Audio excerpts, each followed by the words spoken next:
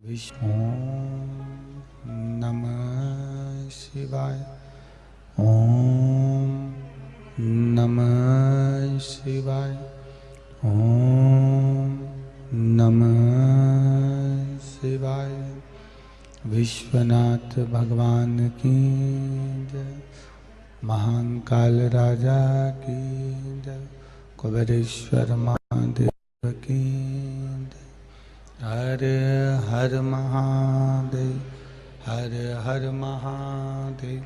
हर हर महादेव। हर काशी विश्वनाथ ओगरदानी त्रिकालदर्शी कैलाशी अविनाशी भगवान शिव, जिनकी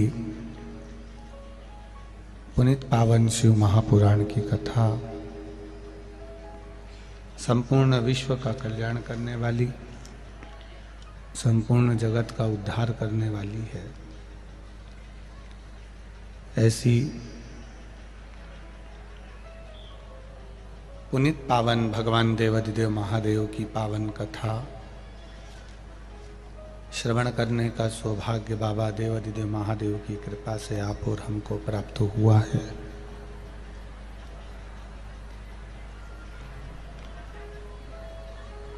जिसमें कथा के मुख्य यजमान श्री रामू राम जी जायसवाल, श्री वेणु शंकर जी जायसवाल, श्री कृष्ण कुमार जी जायसवाल, श्री रमेश जी जायसवाल, बालोदा बाजार के और यहाँ के संपूर्ण कोकड़ी ग्रामवासी जो कि नित्य कथा का रसतत्व ग्रहण कर रहे हैं, कथा को श्रवण कर रहे हैं, बड़े सौभाग्यशाली हैं, बड़े भाग्यशाली हैं।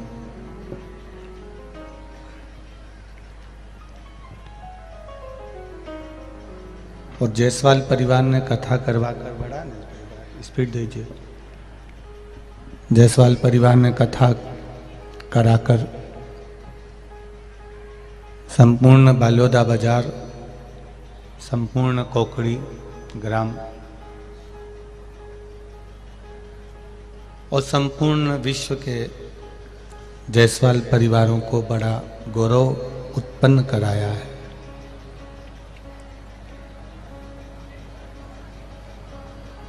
प्रभु की कृपा से, उदारता से, दया से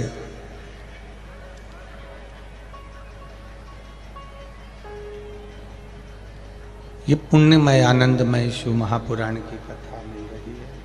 भगवान शंकर की पावन कथा श्रवण करने को प्राप्त हो रही है।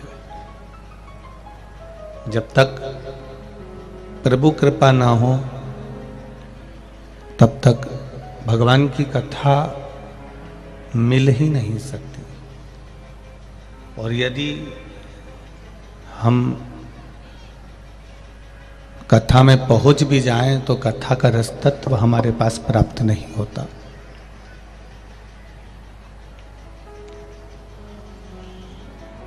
बहुत छोटा सा जीवन है मनुष्य का, बहुत छोटे से रूप में ये मानव का जीवन चलता है, बहुत छोटा है।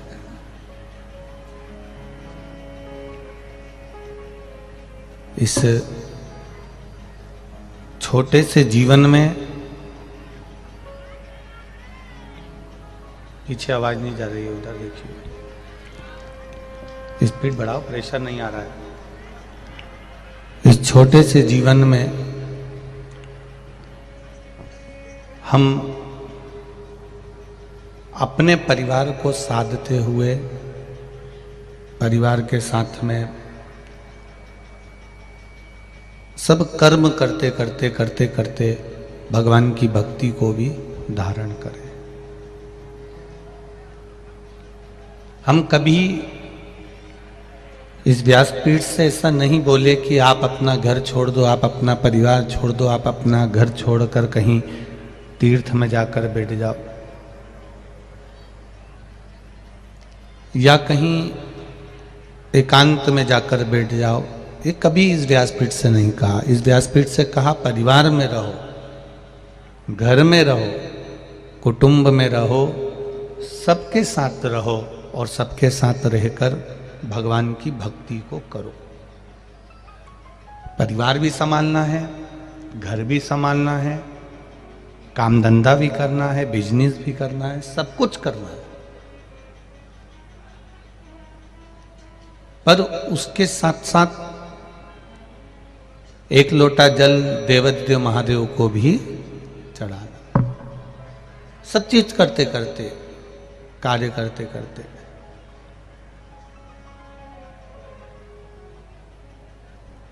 दूसरे आपको खुशी देंगे या दूसरे आपको दुख देंगे, उससे हमको मतलब नहीं रखना। हमारी खुशी,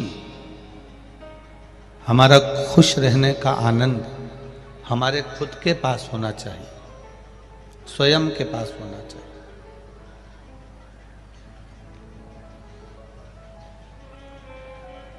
अपने लाइट का खटका, तो लाइट का जो खटका होता है, ऑन ऑफ होता है, लाइट जलती है, बंद होती है, पंखा चालू होता है, बंद होता है।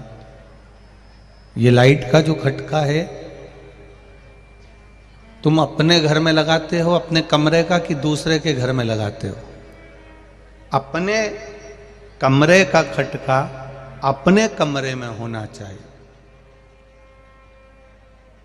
माँ के कमरे में, पिताजी के कमरे में जो लाइट लगी है उसका खटका भी पिताजी के कमरे में होना चाहिए।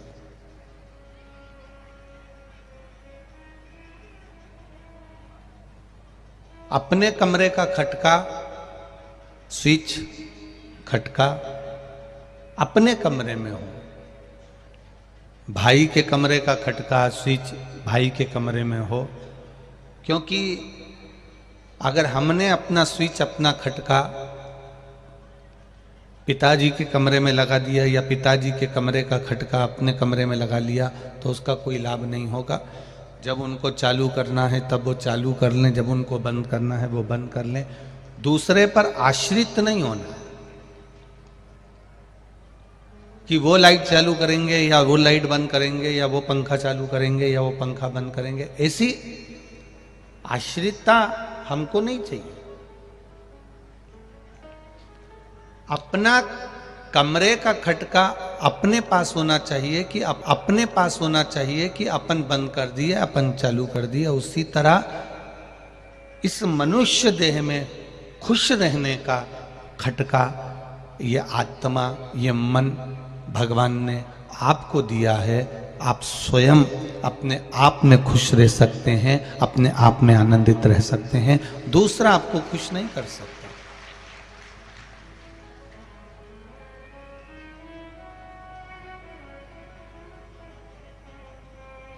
अपने आप में अपने को आनंद में रहना पड़ेगा, अपने आप में अपन को खुश रहना पड़ेगा।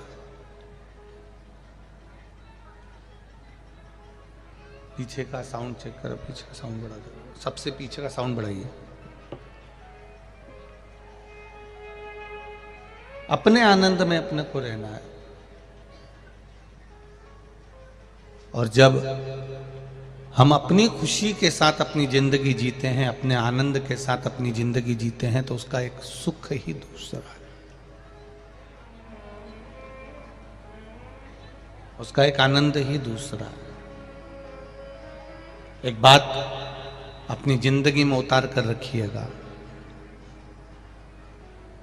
इस आशुतोष शिव महापुराण की कथा में से अपन कथा सुन रहे हैं, तो अपनी जिंदगी में एक बात को उतारना। कमरे में बैठकर कितना भी रो लेना, दुख तुम पर है, तकलीफ तुम पर है, कष्ट तुम पर है, दुख तुम पर है, कर्जा तुम पर है। अगर कर्जा भी हो गया है, दुख भी आ गया है, कष्ट भी आ गया है, तकलीफें भी आ गई है, तो तुम पर आई है। अपने मकान में, अपने कमरे में, अपने घर में कितना भी रो लेना, पर दरवाजे पर कोई आए, बेल बजाए, दरवाजा बजाए, जब दरवाजा खोलने के लिए जाओ तब उसके सामने रोकर मत जाना, प्रसन्न होकर जाना। अगर रोते हुए दिख गए तो वो तुम्हारी जिंदगी का फायदा उठाना प्रारंभ कर देगा।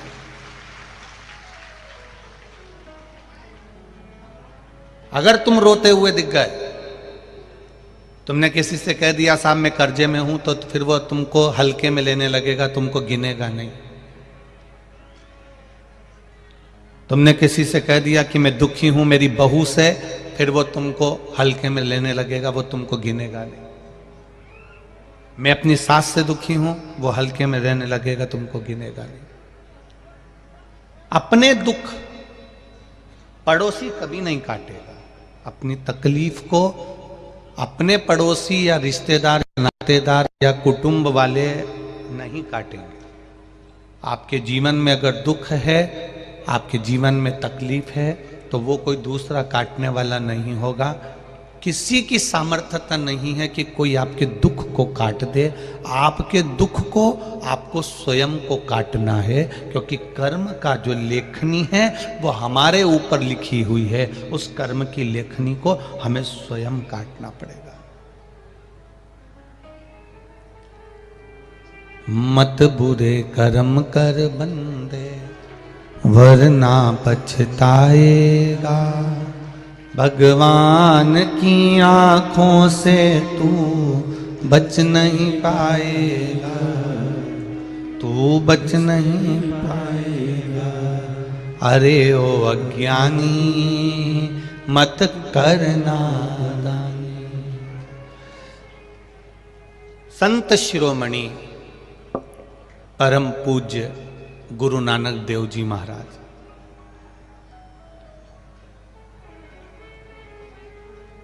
संत शिरोमणि परम पूज्य गुरु नानक देव जी महाराज से बाले ने एक बार कह दिया कि गुरुदेव आप कहते हो कि सर्वस्व परमात्मा है, हर जगह पर ईश्वर है। हाँ,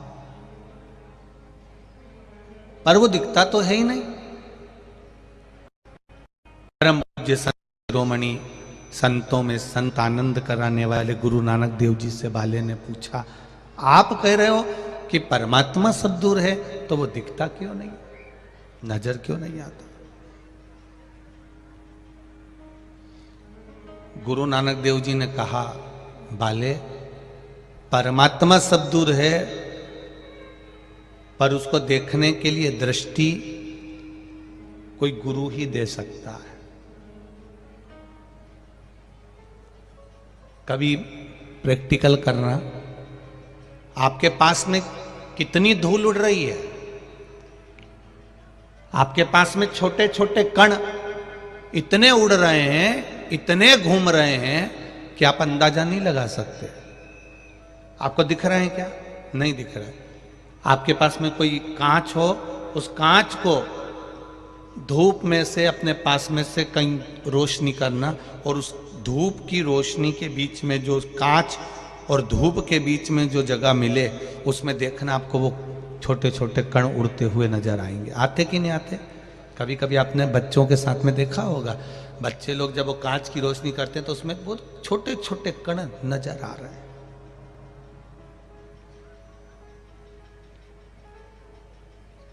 वो छोटे छोटे कण दिख रहा है।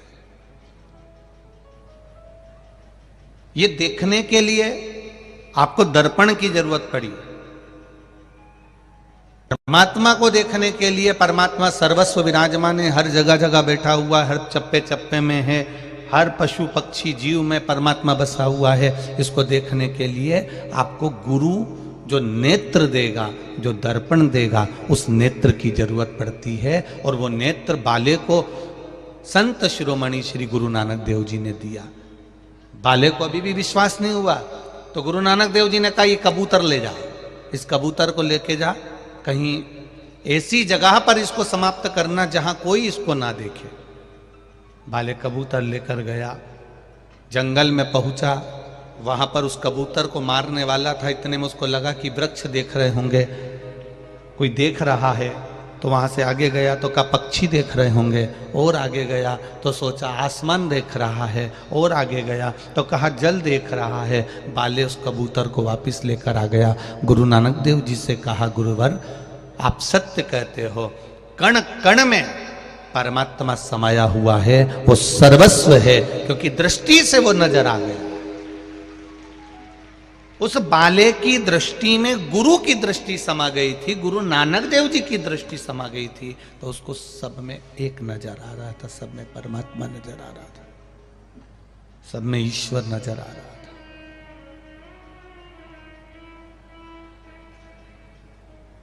अकेले रो लोगे ना चल जाएगा, कर्जा हो गया, तकलीफ आ गई, कष्ट आ गया, बीमारी आ गई, रोग आ गया, कोई दुख आ गया, आप खुद उसको भोगोगे और खुद उस दुख को समाप्त कर सकते हो। किसी दूसरे की सामर्थ्यता नहीं है कि वो तुम्हारे दुख को समाप्त कर दे।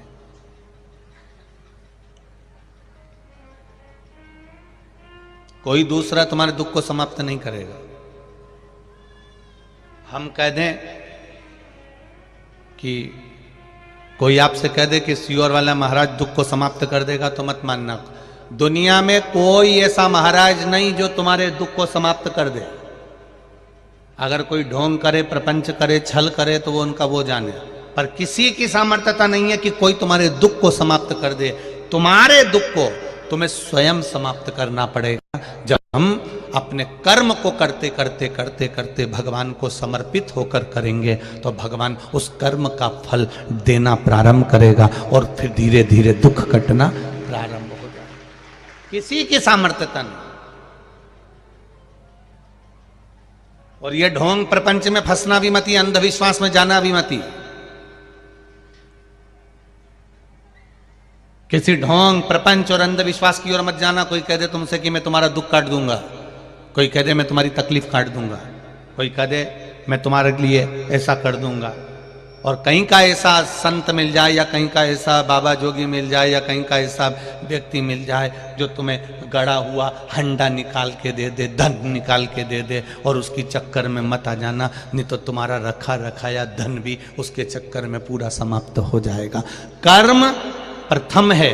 गुरु नानक देव जी ने वे कर्म की प्रधानता बताई, भगवान कृष्ण ने कर्म की प्रधानता बताई, महावीर स्वामी ने कर्म की प्रधानता बताई, गौतम बुद्ध ने कर्म की प्रधानता बताई, हमारे राम जी ने कर्म की प्रधानता बताई। यहां तक मेरे शंकर भगवान भी नित्य प्रति कहते हैं कर्म करोगे तो फल मिलेगा जरूर। आप कर्म करिए, उस कर्म से पीछे मत हटो। जब कर्म की ओर अग्रण्य बढ़ते चले जाओगे तो सुख मिल जाएगा। कोई तुमसे कह दे कि तुम यहां बैठ जाओ, मैं तुम्हारे लिए ये कर दूंगा, तुम्हारे लिए वो कर दूंगा, नहीं नहीं। श्रीमद् भागवत कथा को अच्छे से सुनो।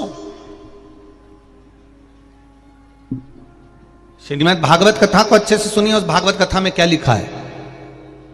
राजा परीक्षित को श्राप लग गया 7 दिन मरने का। 7वें दिन राजा परीक्षित को मरना है और राजा परीक्षित 7वें दिन मरने वाले थे और चलते चलते चलते चलते उनको 350 ऋषि मिले। कोई ने कहा हम ये करवाएंगे, कोई ने कहा हम ये करवाएंगे, कोई ने कहा हम ये करवाएंगे, हम तुझे बचा लेंगे, हम ये कर देंगे, हम वो कर देंगे। पर राजा परीक्षित किसी के चक्कर में नहीं आया। तब आखिरी में 350 ऋषि के बाद में 351वें नंबर के ऋषि मिले, श्री सुखदेव जी महाराज। उनने ये नहीं कहा कि राजन मैं तुझे बचा लूंगा, उन्होंने ये नहीं कहा कि तू बच जाएगा, तुझे श्राप लगा है, तू मरेगा, 7वें दिन ही मरेगा, ये पक्का है। पर इतना जरूर कह सकता हूं कि तू अगर 7 दिन बैठकर मेरे पास सत्संग कर लेगा, कथा सुन लेगा, भजन कर लेगा, तो 7 दिन तू भगवान की भक्ति में डूब जाएगा। तो ये पक्का है कि तुझे सांप भी डसेगा तो दर्द नहीं होएगा, भय नहीं होगा, तकलीफ नहीं होगी, कष्ट नहीं होगा। सुखदेव जी ने यह नहीं कहा कि मैं 7 दिन में तुझे बचा लूंगा। 350 जितने मिले थे उन्होंने कहा था मैं तुझसे ये यज्ञ कराऊं, मैं तुझसे ये अनुष्ठान करवाऊं, मैं तुझसे ये करवाऊं, मैं तुझसे वो करवाऊं, मैं तुझसे ये करवाऊं, तुझे बचा लूंगा। पर सुखदेव जी ने कहा मृत्यु अगर आ गई है तो 7 ताले में भी बंद हो जाएगा, तो भी तुझे मरना तो पड़ेगा, पक्का है।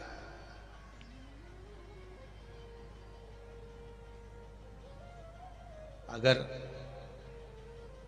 यमराज के यहां रिश्वत चलती होती ना, तो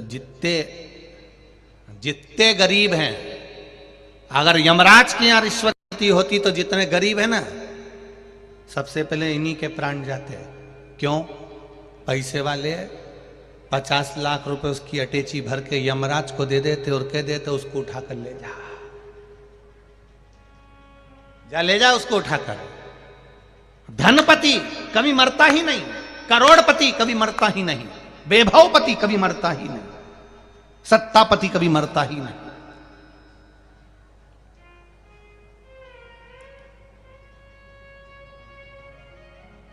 उसने वैभव भी दिया, सत्ता भी दी, धन भी दिया, जन्म भी दिया, तो उसने मृत्यु भी दी है। मौत से पीछे नहीं हटा। भारत के कितने बड़े बड़े संत हुए, कितने बड़े बड़े साधु हुए, कितने बड़े बड़े तपस्वी हुए, और भारत में कितने बड़े बड़े वीर हुए, भारत में कितने बड़े बड़े योद्धा हुए, क्या वो नहीं मरे? मृत्यु तो आई। धन इकट्ठा कर लेते और कह देते यमराज तू लेकर चले जा, मैं नहीं मर रहा।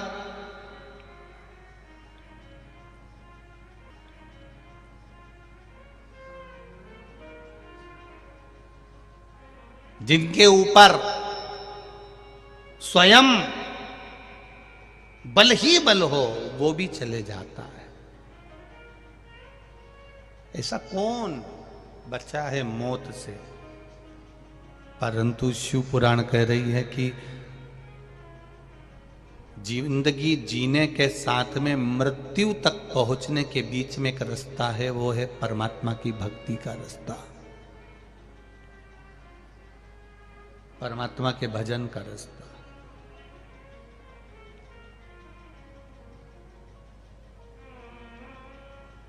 एक पैसे वाला व्यक्ति मरता है, कोई करोड़पति व्यक्ति मरता है, कोई धनपति व्यक्ति मरता है, तो मरने के बाद उसका स्टेचू, उसका पुतला कभी चौराहे पर नहीं लगता।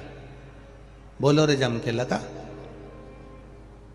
कोई करोड़पति मर गया, धनपति मर गया, कोई वैभवपति मर गया, खूब पैसा उसने कमाया, और उसका पुतला, हाँ कोई लालच में लगा दे चौराहे पे तो बात दूसरी है। धनपति का पुतला कभी चौराहे पर नहीं लगता। पुतला चौराहे पर उसी का लगता है, भले उसके पास में पैसा नहीं था तो भी जंगल में रहकर छोटी छोटी बच्चियों को, गरीब बेटों को, गरीब बेटियों को, साधारण परिवार को अपने पैसे से छोटा सा स्कूल का निर्माण करा, बच्चों को पढ़ाना चालू करा। 10 बच्चों को पढ़ाकर उसने इंजीनियर बना दिया, 50 बच्चों को पढ़ाकर डॉक्टर बना दिया। धनपति ने खुद की तिजोरी भरी है, और एक संत स्वभावी साधारण से साधारण व्यक्ति जब किसी दूसरे के प्रति परमार्थ का कार्य करता है तो चौराहे पर पुतला उसका लगा दिया जाता है कि इसने हमारे राज्य में, हमारे नगर में, हमारे क्षेत्र में एक अच्छा काम किया है, कोई श्रेष्ठ कर्म किया, कोई अच्छा कार्य किया।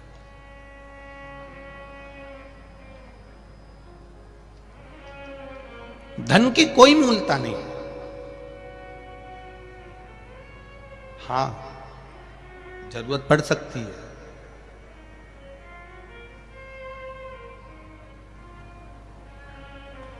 पर वो जरूरत पड़ने पर दुनिया का कोई व्यक्ति आपको अपनी तिजोरी का माल नहीं देगा। छत्तीसगढ़ में ऐसा होता हो तो बात दूसरी है कि आपका कर्जा पड़ोसी चुका देता हो। चुकाते हैं छत्तीसगढ़ में? अरे बोलो तो जम के, कोई नहीं चुकाता। सगा भाई भी जब तुम्हारा कर्जा हो जाएगा ना तो खूब ज्ञान की बातें कहेगा, पर तुम्हारा कर्जा नहीं चुकाएगा। रिश्तेदारों की भले फैक्ट्रियां चल रही होगी, रिश्तेदारों के भले बहुत गाड़ियां चल रही होगी, पर तुम्हारा कर्जा चुकाने वाला कोई रिश्तेदार नहीं आएगा। कर्जा चुकाना किसको है? तुमको खुद को मेहनत करना पड़ेगी, तुम्हें स्वयं को आगे बढ़ना पड़ेगा, खूब परिश्रम करना पड़ेगा, भगवान का भजन करना पड़ेगा, उसके आश्रित होकर कार्य करना पड़ेगा, तब वो फल देगा। फल देगा तब आपका कर्जा चुकेगा। किसी की सामर्थ्यता नहीं कि कोई चुका दे।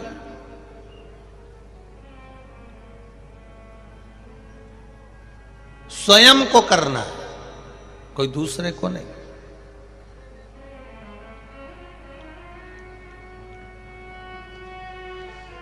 हमारे कर्म का भोग अगर ऐसा होता कि आपके कर्म का भोग दूसरा भोग लेता तो सबसे पहले राम जी महाराज की कथा ही नहीं आती। सीता जी ने एक चिड़िया को कैद में रखा था तो माता जानकी जी को कैद में रहना पड़ा। चिड़िया गर्भ से थी तो उसको पति से अलग रहना पड़ा था, तो जानकी जी को भी गर्भ धारण कर कर पति से अलग रहना पड़ा था।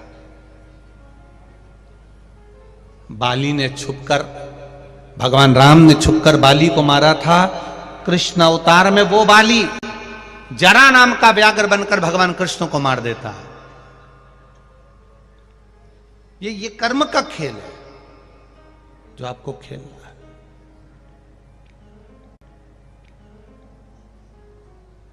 अगर आज आपको बहुत अच्छा भोजन मिल रहा है, घर में सोने के लिए डनलप का गद्दा मिल रहा है, कमरा मिल रहा है, मकान मिल रहा है, सुख मिल रहा है, कुछ अच्छा प्राप्त हो रहा है, तो ये आपके कर्म के अनुसार प्राप्त हो रहा है।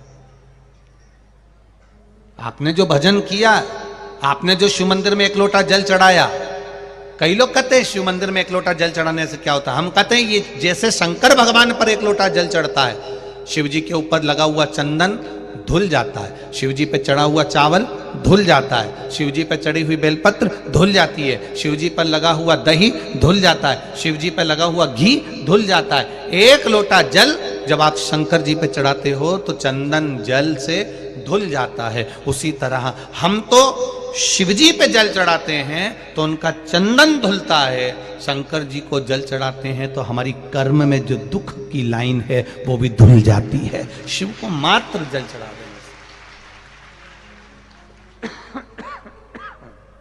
केवल जल समर्पित कर दे।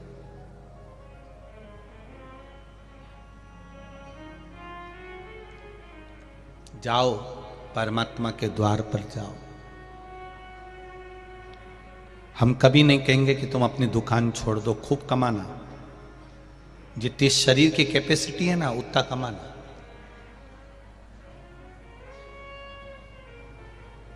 प्रतिदिन मोबाइल खोलोगे ना, आय बढ़ाने का साधन मोबाइल पर बता दिया जाता है।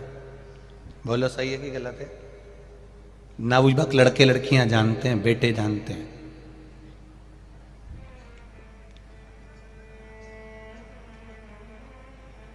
रोज गूगल पर, फेसबुक पर, इंस्टाग्राम पर आय बढ़ाने का साधन बताया जाता है। प्रतिदिन आप खोलोगे उसमें लिखा हुआ जाएगा कि वहाँ की एक लड़की ने 1 करोड़ रुपए कमाए, कमाने का तरीका हमारे पास है। वहाँ के एक लड़के ने ये गेम चालू करा और उसने 5 करोड़ रुपए कमाए, वो 5 करोड़ कमाने का तरीका हमारे पास है। जो जल्दी धनपति बनने की सोचता है वो एक दिन रोडपति बन जाता है। याद रखिएगा जरा। हमारे पास फेसबुक खोलोगे, इंस्टाग्राम खोलोगे, यूट्यूब खोलोगे, गूगल खोलोगे, व्हाट्सएप खोलोगे, उसमें कमाने का तरीका, आय बढ़ाने का तरीका तो दुनिया के लोग बता देते हैं, पर किसी दुनिया के लोगों से पूछना साहब, आय तो बढ़ रही है पर आय के साथ में हमारी उम्र बढ़ती चली जा रही है, इस उम्र को रोक दिया जाए और आय बढ़ाई जाए, कोई तरीका हो तो बता देना। वो तरीका वो गूगल और व्हाट्सएप और फेसबुक और इंस्टाग्राम पे नहीं मिलेगा। आय के साथ में उम्र बढ़ रही है, तो ऐसी आय बढ़ने से कौन सा मतलब है? 24 घंटा दुकान पे बैठकर कमा रहा है, कमा रहा है, कमा रहा है, कमा रहा है। काले बाल थे सफेद हो गए, मुंडा में सोफा सेट था, पूरा सोफा सेट निकल गया, 2-1 सोफे के हत्ते रह गए, वो हाथ रखने के 2-1 रह गए, एक इधर एक इधर, सब निकल गया। खिड़कियां खराब हो गई, अब उस पे चश्मा लगाया है, दो तरह का है, नीचे से देखो तो दूर का, ऊपर से देखो तो पास का, दो तरह का है। ये दरवाजा भी खराब हो गया, 25 बार कहना पड़ता है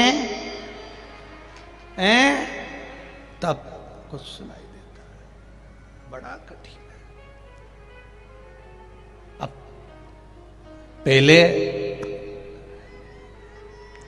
2000 रुपए कमाते थे, 5000 रुपए कमाते थे, 10,000 रुपए कमाते थे।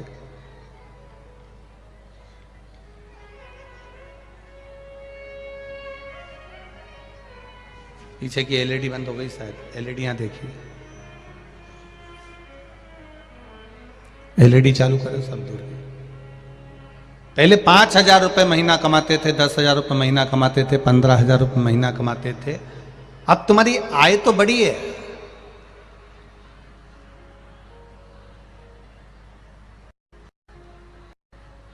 अब तुम्हारी आय बड़ी है, ऐसा नहीं कि आय नहीं बड़ी है, आय तो बड़ी। पीछे के बक्से चालू कर, बाहर एलईडी बंद है, एलईडियां चालू करिए। तो ऐसा नहीं कि आय नहीं बढ़ी है, आय तो बढ़ी, पर आय के साथ में तुम्हारी उम्र जो है, अवस्था घटती बढ़ती जा रही। शंभु शरने पड़ी मांगू घड़ी रे, दुख काटो दया करी ने दर्शन आपो, दया करी ने दर्शन आपो। हो गई चालू एलईडी, बैठ जाइए, चालू एलईडी, बैठ जाइए, बैठ जाइए। शंभू मेरे भोले ओ बम, मैं काशी नगरिया, सुना है हमने ओ भोले तेरी काशी में गंगा है, सुना है हमने ओ भोले तेरी काशी में गंगा है, उसी गंगा।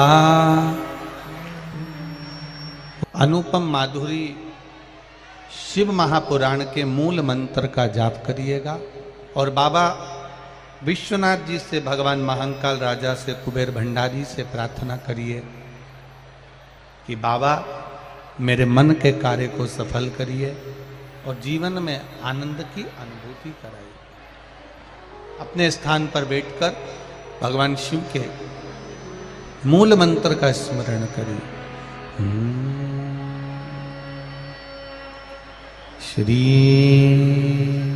शिवाय नमस्तुभ्यं,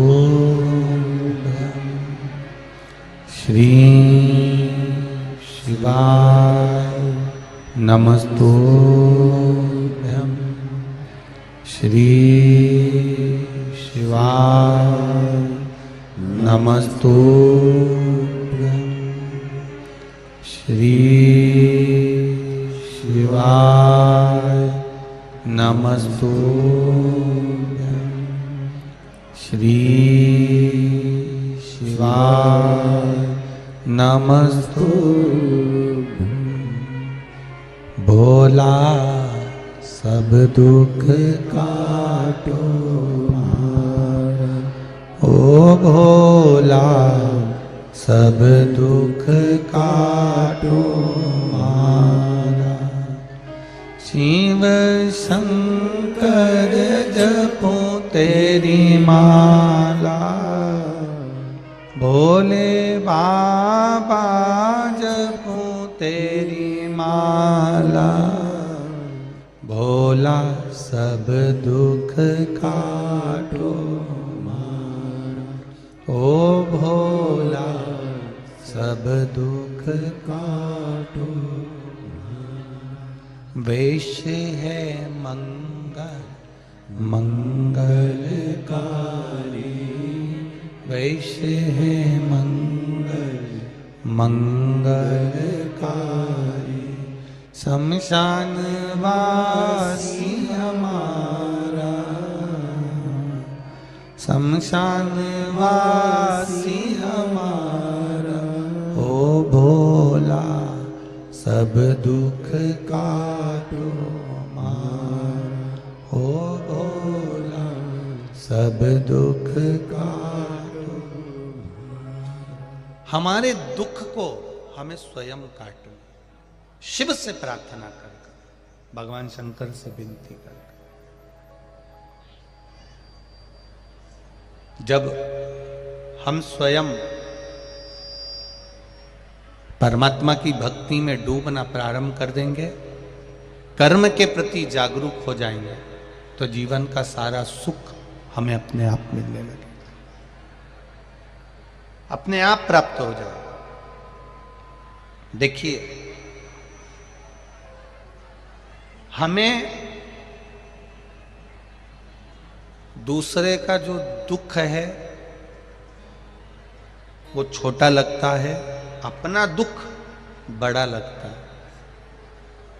पर शिव महापुराण की कथा तो यहां तक कहती है कि भगवान के दरवाजे पर जाना, परमात्मा के द्वार पर जाना, तो पहला शब्द तुम्हारे मुख पर होना चाहिए सर्वे भवन्तु। जम के बोलो जरा, सर्वे भवन्तु सुखिना, सब सुखी रहे।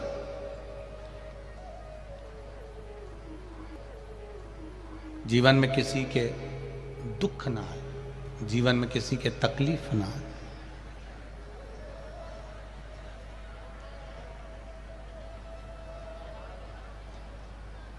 हमारा सनातन धर्म ये कहता है कि किसी भी धर्म की, किसी भी संप्रदाय की और किसी व्यक्ति की ना तो कभी हंसी उड़ाना है, ना कभी हमें अपमान करना, ना कभी हम हंसी उड़ाएं और ना कभी हम अपमान करें। एक बार गलती हो गई थी श्री काकभसुंडी जी से। रामचरितमानस का उत्तरकांड, आप सभी ने रामायण तो पढ़ी होगी, और रामचरितमानस का उत्तरकांड कहता है काकभसुंडी जी से एक गलती हो गई थी। वो गलती बड़ी प्रबल थी। काकभसुंडी जी शंकर भगवान की आराधना करते थे, शिव जी की भक्ति करते थे, शंकर की भक्ति में डूबे रहते थे। उनके गुरु श्री लोमश जी, वो राम जी की भी भक्ति करते थे, शंकर जी की भी भक्ति करते थे। उनकी चित्तवृत्ति में जो बैठा उसकी भक्ति में रमे रहते थे।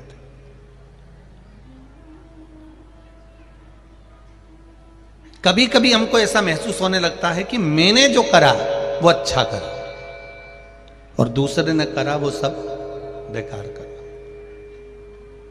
सास और बहू में जो झगड़ा होता है वो इसी बात पर होता है। सास कहती है मैं जितना कर लेती हूं मेरी बहू बिल्कुल नहीं करती, पर बहू का जो शरीर है उसके हिसाब से वो अच्छा कर लेती है। ये समझो ना कि जिसकी जिसके शरीर की जितनी कैपेसिटी काम की, तेरी उम्र में जब वो आएगी तो पक्का है तेरे से ज्यादा काम करेगी। पर हम सोच रहे हैं कि अभी वो इतना काम करे। अब वो अभी तो शादी करके आई है, ब्याह करके आई है, 2 साल में, 4 साल में, 3 साल में तुम सोचती हो कि तुम्हारे जैसी हो जाए, तुम्हारे जैसा काम करने लगे। तो कमला, इस अंदाजे में मत रहना। फिर तेरा नाम कमला, उसका नाम लीला, फिर वो लीला दिखाना चालू कर देगी। क्या मतलब का? हमको लग रहा है कि हमारे जैसा काम करे, नहीं हो सकता, कभी नहीं होगा। वो तो ना भविष्य थे। हां, समय की अवस्था ढलती जाएगी और समय अच्छा अच्छा गुरु, अच्छा अच्छा शिष्य, अच्छा अच्छा शिक्षक जो चीजें आपको नहीं सिखा सकता वो समय आपको सिखा देता है। समय आया, सिखाए। एक पत्र आया है, देखिए।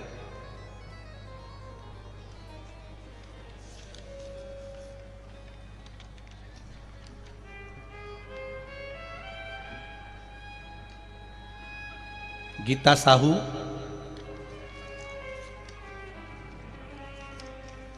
कवर्धा,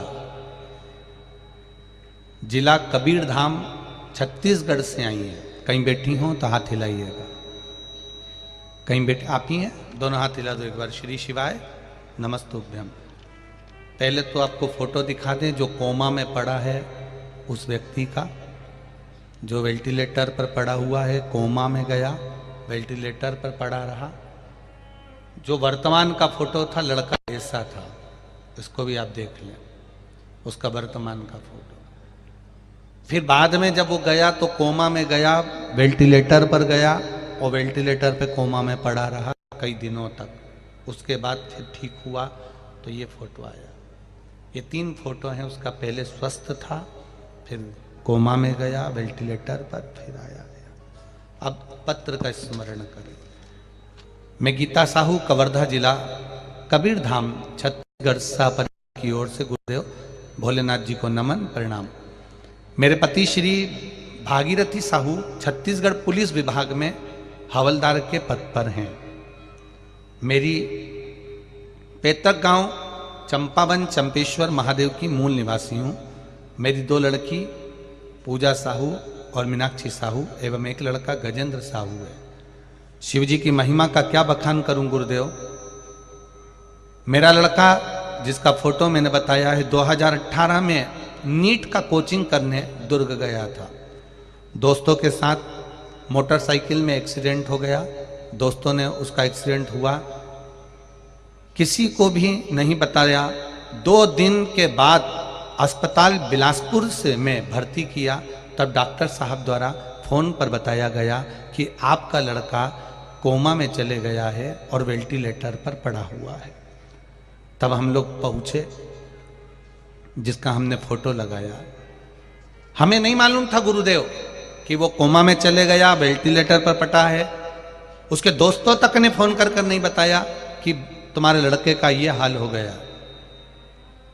गुरुदेव, हम जब हॉस्पिटल में पहुंचे तो बेटा इस अवस्था में पड़ा हुआ था जिसका फोटो लगाया गया, और डॉक्टर कह रहे थे कि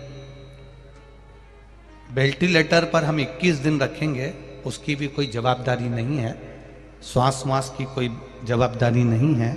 इसके बाद हम आपको शरीर, ये बॉडी वापस दे देंगे। 21 दिन तक वेंटिलेटर पर रखने का बोला। तब हम प्रतिदिन शिव भगवान का भजन कथा सुनते थे, पर कभी शिवालय नहीं गए, कभी मंदिर में जाकर जल चढ़ाने का ऐसा विचार नहीं आया। सब बाबा ने सुख दिया तो हम सोचते थे बाबा की भक्ति है, बस कथा सुन लेते। पर उस दिन मालूम पड़ा कि 1 लोटा जल का क्या क्रम होता है गुरुदेव। डॉक्टर ने 21 दिन कोमा में वेंटिलेटर पर रखने का बोला था। हम जल का पात्र लेकर, मेरी बेटियां, हम सब शिव मंदिर में जाते हैं, जल चढ़ाते हैं, थोड़ा सा पानी लाकर बेटे के शरीर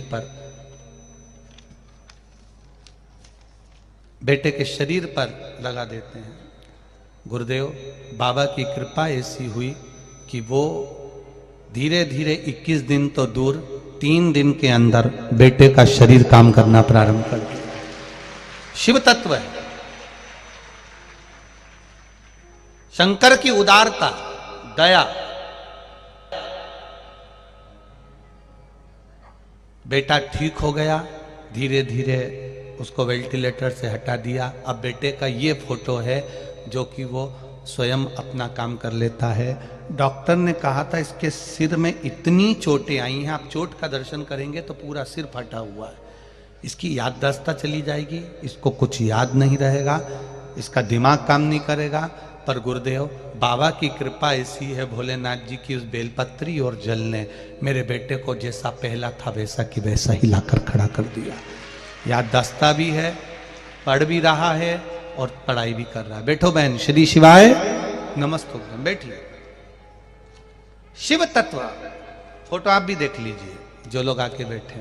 पहला फोटो जो कोमा में पड़ा हुआ है, वेंटिलेटर पर पड़ा हुआ, और दूसरा फोटो, सबसे पहला फोटो लड़का ऐसा था, फिर ऐसा हो गया, फिर इसके बाद में टांके लगे जब सिर के, तब जाकर ठीक होकर अब घर पर आया है। शिव तत्व भगवान शंकर की उदारता, करुणा, यही होगी। क्या काम आएगा एक लोटा जल? क्या काम आएगी एक बेलपत्री? दुनिया के लोगों को तुरंत रिजल्ट चाहिए, पर हम निवेदन करेंगे, हमारे पास में कोई मंत्र या तंत्र की या विद्या की ऐसी पुड़िया नहीं है कि हम घुमा के तुम पे फेंक दें और फूक मार के उड़ा दें। सियोर वाले महाराज को ना तंत्र आता है, ना मंत्र आता है, ना विद्या आती है, केवल उसको तो शिव की भक्ति है, शंकर का भजन है और शिव का स्मरण, उसके सिवा कुछ भी नहीं, कुछ भी नहीं। और जो तंत्र मंत्र और विद्या के चक्कर में रहते हैं, झाड़ा फूकू के चक्कर में रहते हैं, भभूत के चक्कर में रहते हैं, एक दिन वही भूत बन जाते हैं। उसका कोई मतलब नहीं होता, कोई सेंस नहीं है। आपको स्वयं मेहनत करना है। अब ये लड़का अगर सिर फट गया तो इसमें सियोर वाला महाराज वहां नहीं जाता, ना सियोर वाला महाराज वहां पहुंचकर कुछ करता। करना तुम्हें पड़ा, शिव मंदिर तुम्हें जाना पड़ा, विश्वास तुम्हें जगाना पड़ा, भरोसा तुमको रखना पड़ा, दृढ़ता तुम्हें रखी, तुम्हें याद आ गया। शिव पुराण में महाराज जी कहते एक लोटा जल चढ़ा, समस्या निपटेगी, और वो जल चढ़ाने के लिए भाग पड़ी। उसका विश्वास भी तो जागा, उसकी दृढ़ता भी तो जागी। अब तुम्हें तो चाहिए कि महाराज कुछ ऐसा कर दें कि मेरे घर में करोड़ों का धन आ जाए, तो वो दूसरे महाराज होंगे जो करोड़ों का धन, तुम्हारा धन निचोड़ के और करोड़ों का धन भर दें, वो दूसरे हो सकते हैं। यहाँ तो केवल शिव की भक्ति है। भगवान के दरवाजे पर जाओ, कर्म के साथ भजन करो, मंत्र का जाप करो, श्री शिवाय नमस्तुभ्यम जपो, स्मरण करो। एक पत्र और देखिए,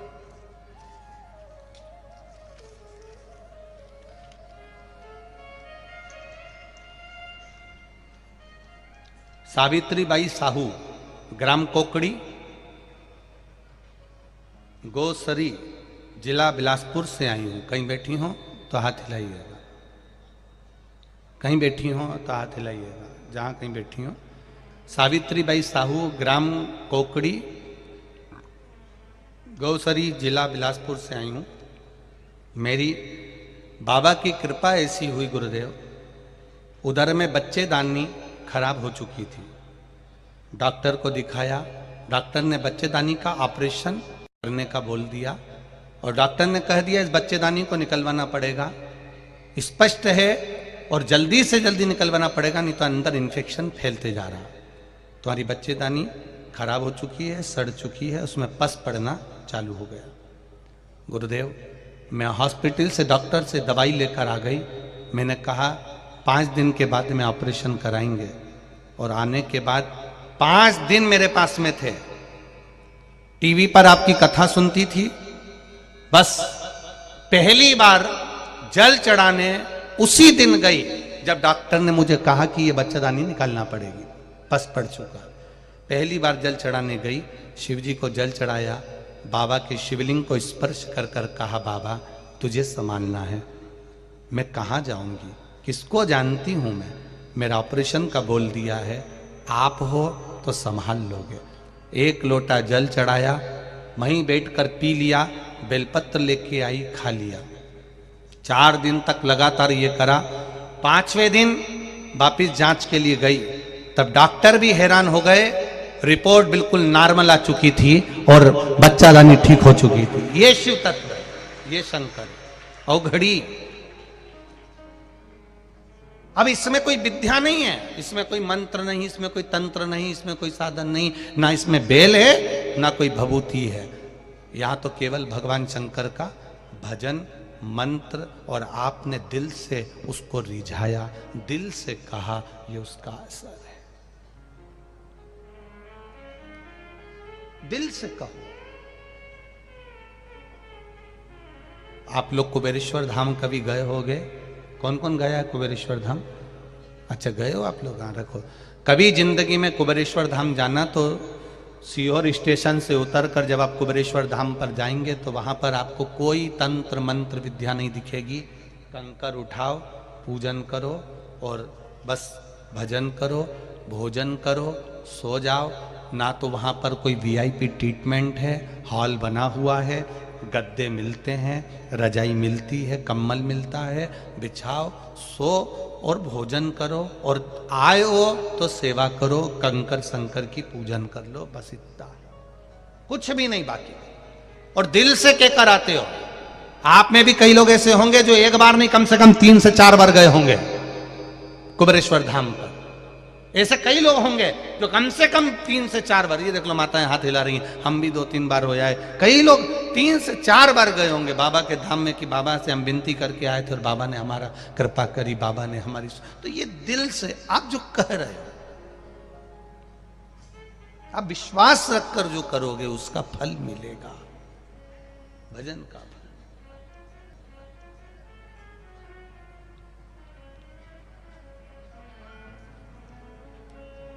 कोई ढोंग नहीं, कोई पंच नहीं, कोई अंधविश्वास नहीं, केवल शिव है।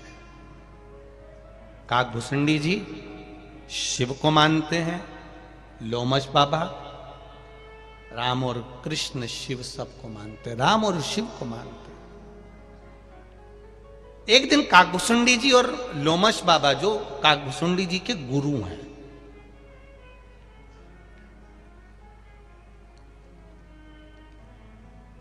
काकभूषुंडी जी को गुस्सा आ गया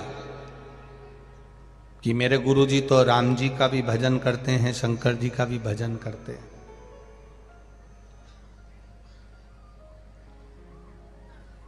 देवों में देव, महादेव। काकभूषुंडी जी ने कहा मैं तो केवल शिव जी का भजन करता हूं, बाकी का किसी का नहीं। अब ये काकभूषुंडी जी को अपने मुख से नहीं कहना चाहिए कि मैं केवल शिव जी का भजन करता हूं, बाकी किसी का नहीं। क्योंकि हमारा सनातन धर्म कहता है किसी भी धर्म की हंसी नहीं उड़ाना, किसी संप्रदाय की हंसी नहीं उड़ाना, किसी व्यक्ति की हंसी नहीं उड़ाना।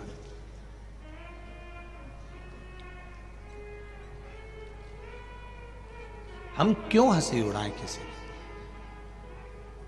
कोई आंख से बेकार है,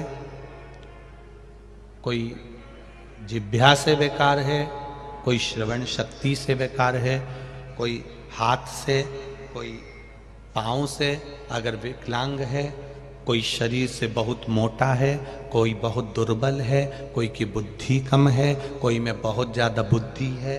तो हम क्यों हंसी उड़ाएं? किसके लिए?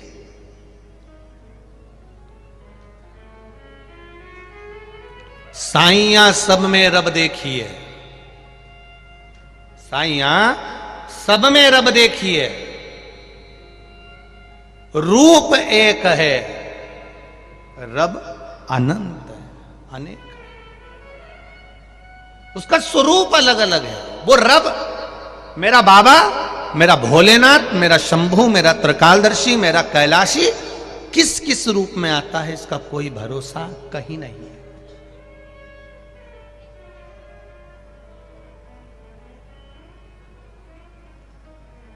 वो लाइन याद आती है, कभी प्यासे को पानी पिलाया नहीं। आगे सुना ना जरा छत्तीसगढ़ वाली जीजियो, बोलो रे जी जाऊं, तुम्हें याद है? हाँ बोलिएगा। कभी प्यासे को पानी पिलाया नहीं, बाद अमृत पिलाने से क्या फायदा।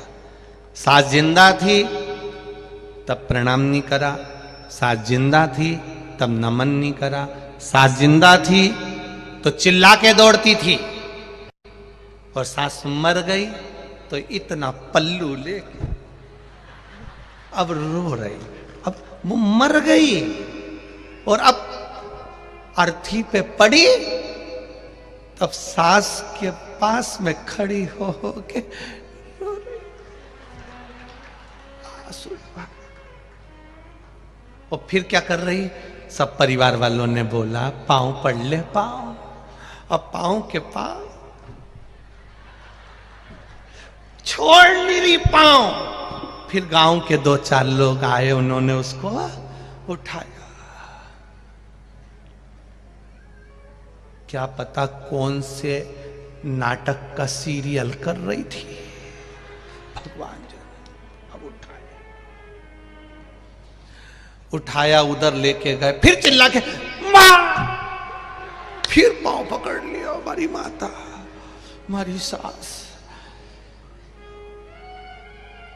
अब की बार जो जम के मारा, अर्थी पे सास उठ के बैठ गई, बेटा मैं जिंदा हो गई वापिस।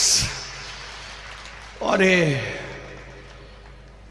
अब ये आंसू आंसू पोंछ के अंदर चली गई। तुरंत डोकरी फिर जिंदा। 6 महीने बाद डोकरी फिर मर गई, मां फिर मर गई, बूढ़ी माता फिर मर गई। अब की बार ये नी रोई, वहीं खड़ी एक जगह, सिर पे पल्लू मल्लू लेके दरवाजे पे खड़ी, एक जैसी बस रो नहीं रही। सारे रिश्तेदारों ने पूछा तू रो क्यों नहीं रही? बस परिक्रमा लगाई, पांव के पास नहीं जाऊंगी। एक बार पांव के पास गई थी, 6 महीना डोकरी फिर जिंदा हो गई थी बुढ़िया।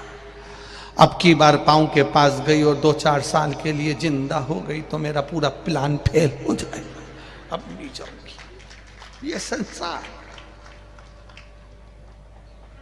माता अब गया।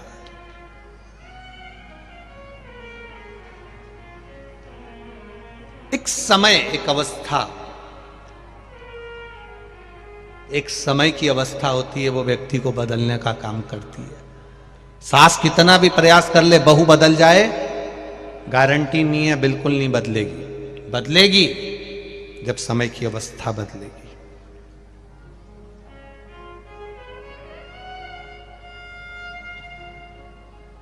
आप उसको नहीं बदल सकते, पर समय की अवस्था बदलती।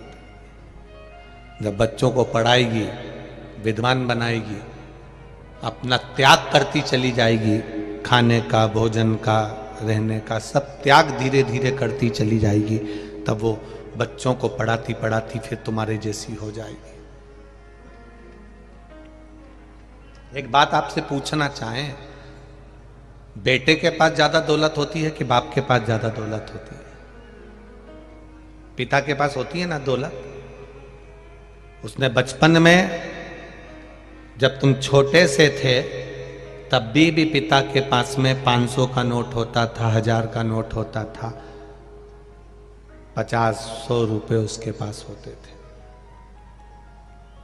पर अपने बेटे को, अपनी बेटी को पढ़ाने के चक्कर में, बढ़ाने के चक्कर में, उनके कपड़े अच्छे पहनाने के चक्कर में, उनको खाना अच्छा खिलाने के चक्कर में, पिता की जेब में 500 का नोट भी है और भूख भी लग रही है ना, दुकान पे बैठकर ठेला चलाते समय अगर उसको भूख भी लग रही है, वो नहीं खाता है, क्योंकि मेरे बच्चे को देना है, ट्यूशन का देना है, बिजली का देना है, गैस की टंकी का देना है, नहीं खाता।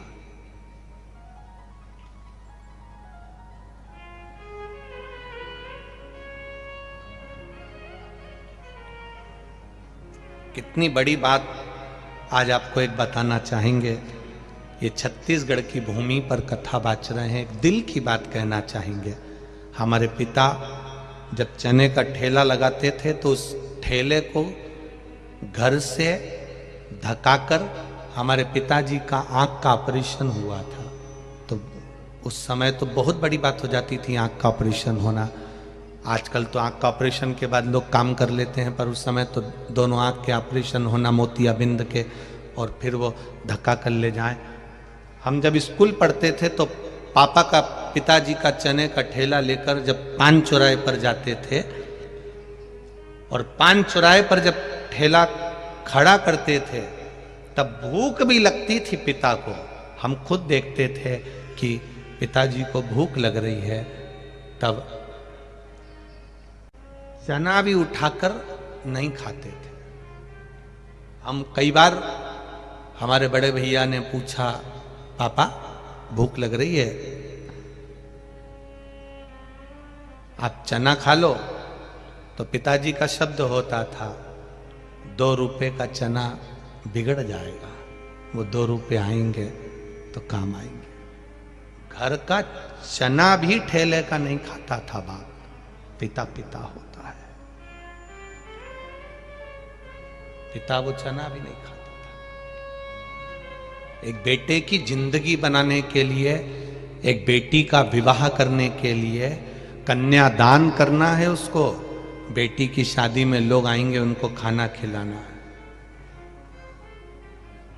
खाना खाने वाला तो प्लेट में भोजन को डस्टबिन में छोड़कर चले जाता है, भरी की भरी 200 रुपए की प्लेट छोड़कर चले जाता है।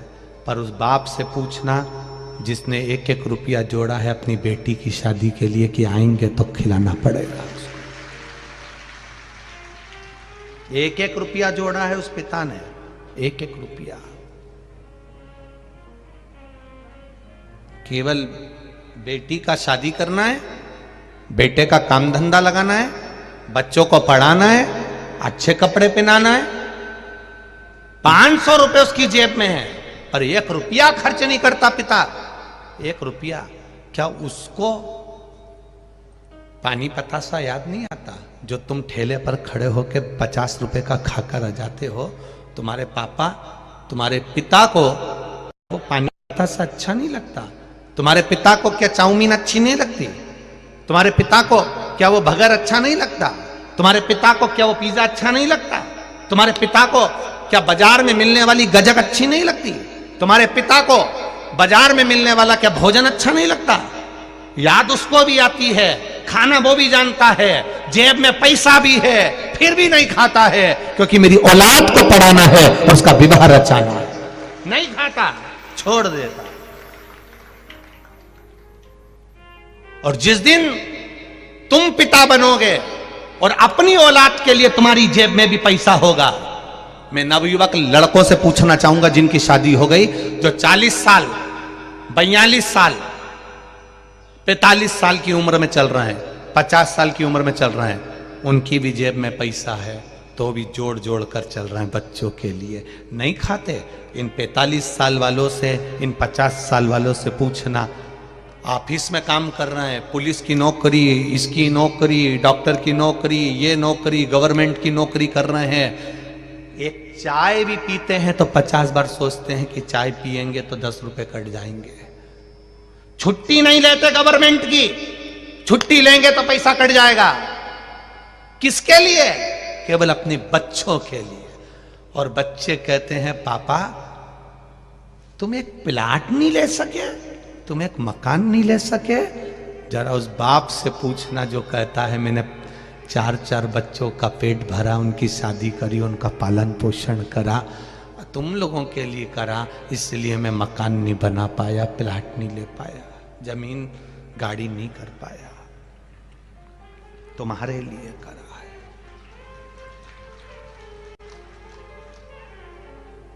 बाप जैसी दुनिया में कोई पूंजी नहीं हो सकती, पिता जैसी कोई दौलत नहीं हो सकती।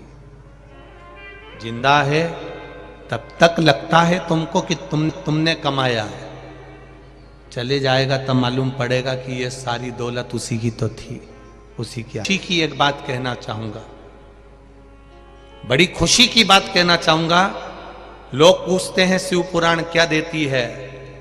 हमारे पास जो पत्र आते हैं, हमारे पास में जो मैसेज आते हैं, हजारों लाखों पत्र और मैसेज रोज सीओर में आते हैं प्रतिदिन। खुशी इस बात की होती है कि नवयुवक लड़के, नवयुवक बेटियां, नवयुवक बेटे अब बूढ़े माता पिता के प्रति समर्पित होना चालू हो गए। लोग पूछते हैं शिवपुराण क्या देती है? हम कहते हैं उनका समर्पण बड़ा है, उनका त्याग बड़ा है, उनका प्रेम बड़ा है, उनकी वात्सल्यता बड़ी है, उनकी करुणा बड़ी है। जो बच्चे गलत मार्ग पर जा रहे थे वो वापिस थोड़ा ना थोड़ा अपने पिता का और मां का आदर करना सीख गए। माता पिता का आदर करना सीख।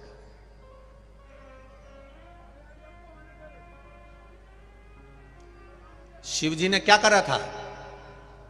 शंकर भगवान का सबसे पहला जनमानस को देने वाला गुण है, शिव जी ने देवताओं के लिए अमृत छोड़ दिया और खुद, बोलो जम के बोलो जरा, विष पी गए।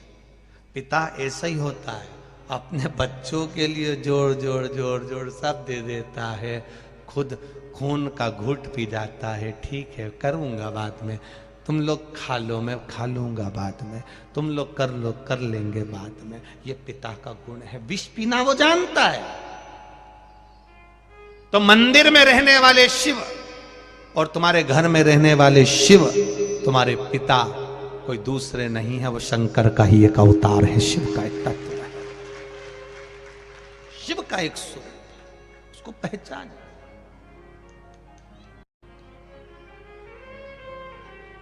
अपने तत्व को जानने का विचार करो। काकभुसुंडी जी ने गुरु का अपमान कर दिया।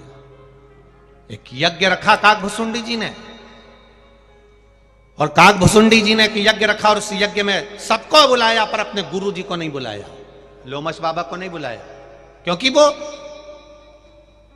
राम जी की भी आराधना करते हैं, शिव जी की भी आराधना करते हैं। पर हमारा सनातन धर्म कहता है कोई किसी को भी माने। हमने आपसे भी कहा, आप राम जी को भजते हो, राम को भजो, आप कृष्ण को भजते हो, कृष्ण को भजो, शिव को भजते हो, शिव को भजो, दत्त को भजते हो, दत्त को भजो, तुम्हारी मर्जी पड़े जिसको भजो। पर कहीं अगर तुम्हें ज्ञान की कोई बात मिल रही हो, कोई सत मार्ग मिल रहा हो, तो वहां जरूर जाना। ऐसा नहीं कि मैं राम वाला हूं, शिव के मंदिर नहीं जाऊंगा, मैं शिव वाला हूं, राम के मंदिर नहीं जाऊंगा। दुनिया के लोग तोड़ेंगे तुमको, पर आप टूटना नहीं। गलत चीज कहीं मिले तो मत जाना, बिल्कुल मत जाओ, बिल्कुल मत जाइए। कुछ गलत मिल रहा है वहां नहीं जाना हमको, कुछ अच्छा मिल रहा है वहां जाना हमको।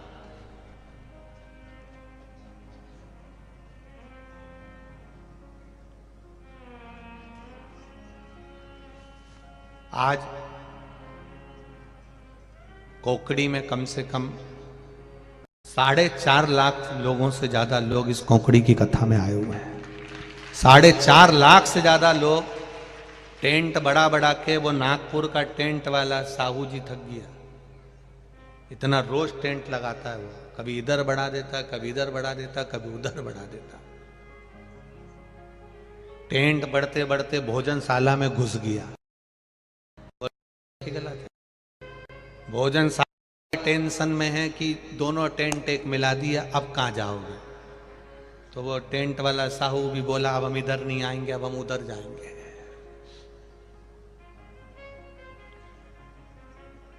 कई लोग पूछते हैं इतनी भीड़ इतनी भीड़ इतनी भीड़ काहे को आ रही है? पेट्रोल तुम्हारा, डीजल तुम्हारा, गाड़ी तुम्हारी, ड्राइवर तुम्हारा, समय तुम्हारा, घर छोड़ के 200-200, 500-500, 700-700, 800-800, 900 किलोमीटर दूर से आ रहे हो। कितनी दूर दूर से।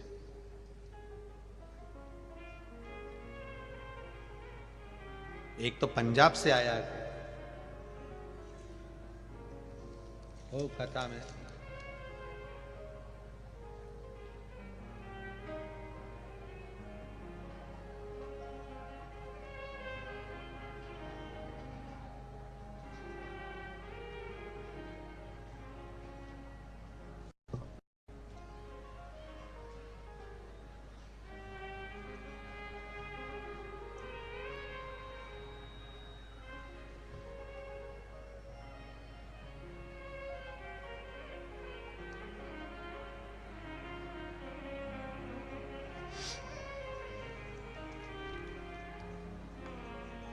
मेरा नाम दीपिका कल्याण है।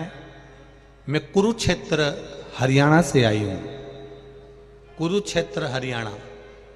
कहीं बैठी हो तो हाथ हिलाइएगा।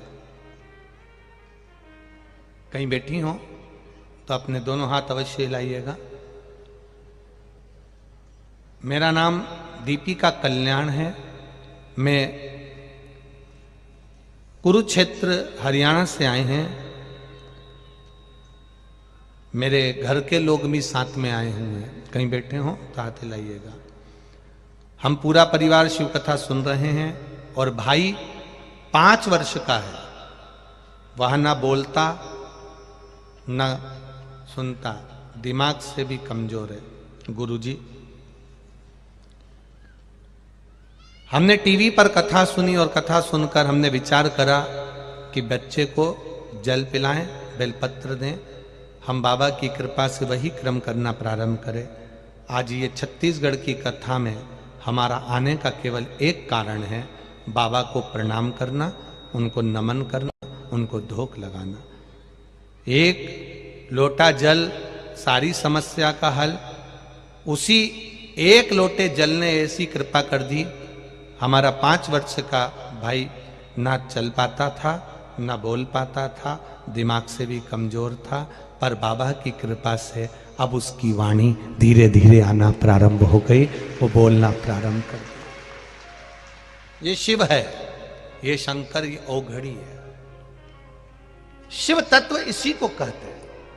कितनी दूर दूर से लोग आ रहे हैं, हरियाणा, पंजाब, कहीं कहीं कहीं कहीं से आप विश्वास लेकर आते हो, आपकी दृढ़ता, आपका भरोसा आपको लेकर आता है, और ये विश्वास है कि बाबा देगा जो, कृपा करेगा जो।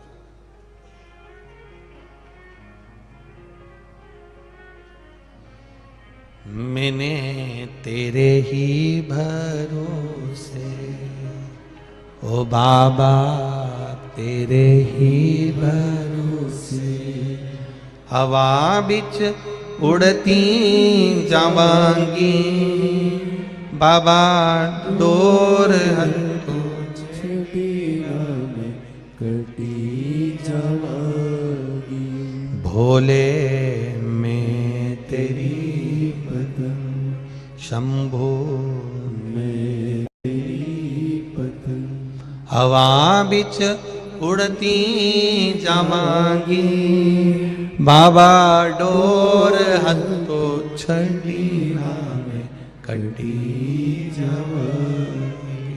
शिव कृपा इसी को कहते हैं, शंकर की उदारता इसी को कहते हैं। काकभुसुंडी जी ने अपने गुरु का अपमान कर दिया, लोमश बाबा को नहीं बुलाया यज्ञ में, यज्ञ रचा पर लोमश जी को नहीं बुलाया गया। लोमश बाबा को मालूम पड़ा कि मेरा चेला, मेरा शिष्य,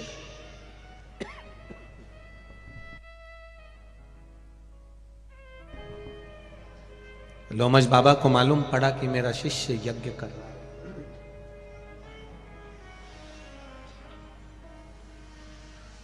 और मेरा शिष्य अगर यज्ञ कर रहा है तो मुझे जाना चाहिए। गुरु है, चेला, शिष्य भले बेर रख ले, शिष्य भले बेरी हो जाए, शिष्य भले कपटी हो जाए, शिष्य भले धोखा दे दे, शिष्य भले विश्वासघात कर दे, पर गुरु गुरु होता है। गुरु गुरु है। कितना सुंदर संवाद है।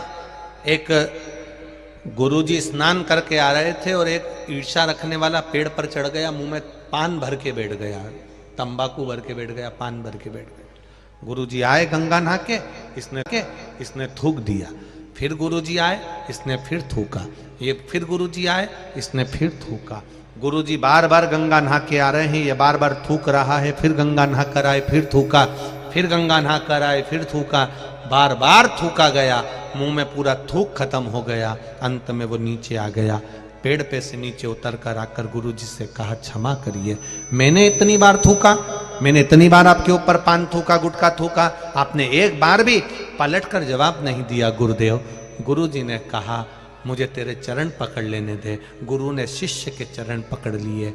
रोज गंगा की एक डुबकी लगाता था, आज तेरे चक्कर में 108 बार लग गई। ये तेरी ही तो कृपा है, तेरी ही तो दया है, तेरी ही तो करुणा है, ये तेरी कृपा से हुआ। हम अच्छा क्यों नहीं देख पाते? हमें अच्छा क्यों नजर नहीं आता? हम अच्छा क्यों नहीं देख रहे हैं? एक बहुत बड़ी बात है, थोड़ा अपने जीवन में उतारिएगा इस बात को। हमें दूसरे में, दूसरा व्यक्ति गलती करा, दूसरा व्यक्ति अगर बेकार काम करा, दूसरा व्यक्ति यदि कुछ कमी करा है, देखो, बोलो, मना नहीं है, समझाओ, मना नहीं है।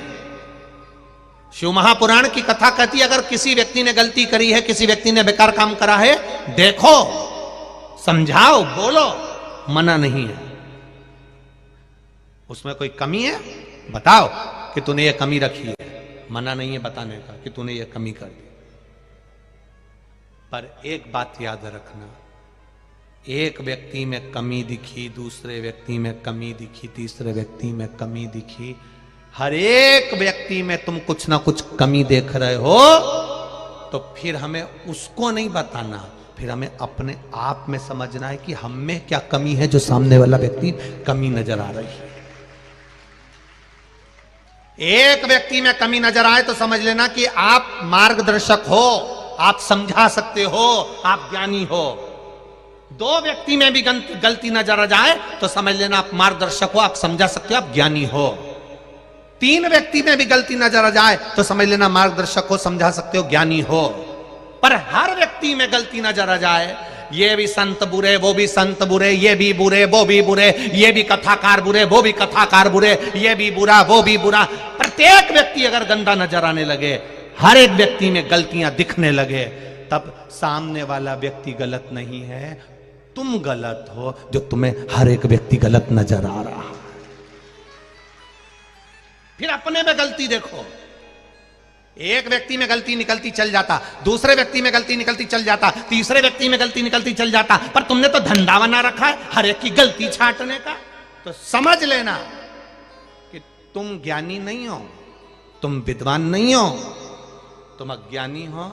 तुम में कुछ ऐसा सिम फिट कर दी भगवान ने जो दूसरे की केवल बुराई ही देखता रहता है, कभी अच्छाई देखी ही नहीं उसने जिंदगी में। वो सिम अंदर से निकालो जो फिट करी है, वो सिम के कारण तुम नेटवर्क गलत हो रहा है। कभी कभी कोकड़ी में हमने पूछा, यहाँ आने से पहले कई लोग पूछते हैं तुम्हारे कोकड़ी में कौन सा नेटवर्क चलेगा, तो कहा साहब ये वाली कंपनी का चल जाएगा। तो क्या साहब हमारे पास तो वो कंपनी है ही नहीं। तो उसने फिर बेचारा गया बालोदा बाजार में से दूसरी सिम लेके आया थोड़े दिन के लिए कि यहाँ चला के यहीं छोड़ देंगे। नेटवर्क तुम्हारा गड़बड़ हो रहा है। एक व्यक्ति में गलती नजर आए, एक व्यक्ति ठीक नजर नहीं आए, एक व्यक्ति में गलती दिखे, एक व्यक्ति अगर तुम्हें बुरा नजर आ रहा है, समझाओ, तुम ज्ञानी बनकर समझाओ, विद्वान बनकर समझाओ, तुम महाज्ञानी बनकर समझाओ, मना नहीं है। पर एक व्यक्ति में गलती दिखी, फिर एक संत में से गलती निकाली, फिर दूसरे संत में से गलती निकाली, फिर तीसरे महाराज में से गलती निकाली, चौथे कथाकार में से गलती निकाली, पांचवें उसमें से गलती निकाली। तुम 24 घंटा बैठ कर गलतियां गलतियां गलतियां छाट रहे हो, तो मतलब समझ लेना ऑफिस ही गड़बड़ है, डिपार्टमेंट गड़बड़ हो गया है। माता पिता ने कोई नमूना ही दूसरा पैदा कर दिया है, समझ लेना। ये अच्छा ही नहीं देख सकता, ये श्रेष्ठता नहीं देख रहा। एक में गलती दिखे, दो में दिखे, तीन में दिखे, चार में दिखे, पांच में दिखे, चल जाएगा, ज्ञानी कहलाओगे, समझा दो। पर सब में गलती नजर आए, समझ लो डिपार्टमेंट गड़बड़ है, ठीक नहीं है। विचार गड़बड़, सोच गड़बड़, अंदर ईर्ष्या भरा चुकी है, जलन भरा चुकी है, इसलिए गलत ही गलत दिख रहा है, अच्छा दिख ही नहीं रहा।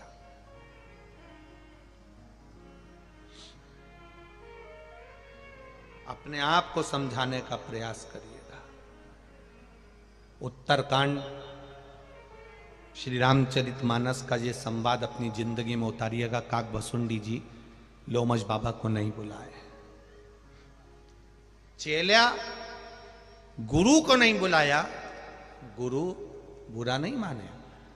चेला धोखा दे सकता है, चेला कपट कर सकता है, चेला विश्वासघात कर सकता है, शिष्य धोखा दे देगा, विश्वासघात कर देगा, शिष्य गाली दे देगा, शिष्य अपशब्द कह देगा, शिष्य गुरु की बहुत सी गलतियां गिना देगा, तो भी गुरु गुरु होता है। वो अपने चेले के लिए कभी बुरा नहीं चाहेगा, तो भी आशीर्वाद दे देगा, जा बढ़ लेना, जहां रहे तू खुश रहना, मस्त रहना, अपनी जिंदगी आनंद में जीना। वो गुरु होता है, वो गुरु है।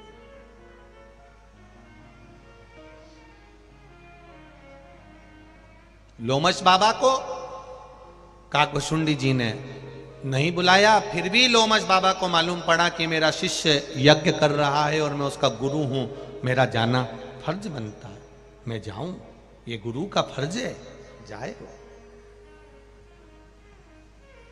बहू गुस्से में आ जाती है तो सास से बात करना बंद कर देती है। बोलो री छत्तीसगढ़ की जी हो, सही है कि गलत है? बहू गुस्से में आती है, सास से बात करना बंद कर देती है। बेटा गुस्से में आता है, अपने पिता से माता से बात करना बंद कर देता है। पर इसमें कितने माता पिता ऐसे बैठे हैं, कितनी सास ऐसी बैठी है कि वो बहू गुस्से में आती हो, सास और बहू का झगड़ा हो जाता है, बहू सास से उपट कर बात नहीं करती, पर केवल एक घर की माँ ऐसी होती है तो भी वो उपट कर बात कर ही लेती है, क्योंकि वो भुलाना चाहती है हर एक दुख, तो भी कह देती है कोई बात नहीं, जान। कई बार तो देवरानी जेठानी आपस में कह देती है, जब वो इतना झगड़ा करके गई तो तुम काय को बोल रही हो, चाय दे क्या दिया, बेचारी को चाय दिया, वो नी पी के गई है, जा दिया। अभी तो लड़के गई तुमसे, फिर गाय को चाय दे रहे हो, बस तू तो चली जा, दिया उसको चाय, जा उसको चाय दे, जा देखा रहा उसको।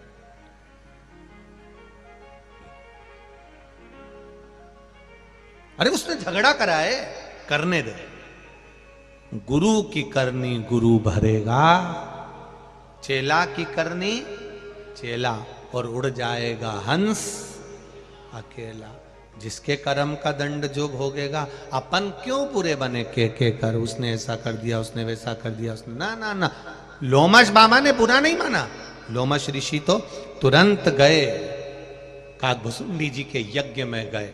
काकभुशुंडी जी यज्ञ में पूजन करा रहे थे, ब्राह्मण देवता उनके पास में बैठे हुए थे, ये आहुतियां डाल रहे थे, आहुतियां डाल।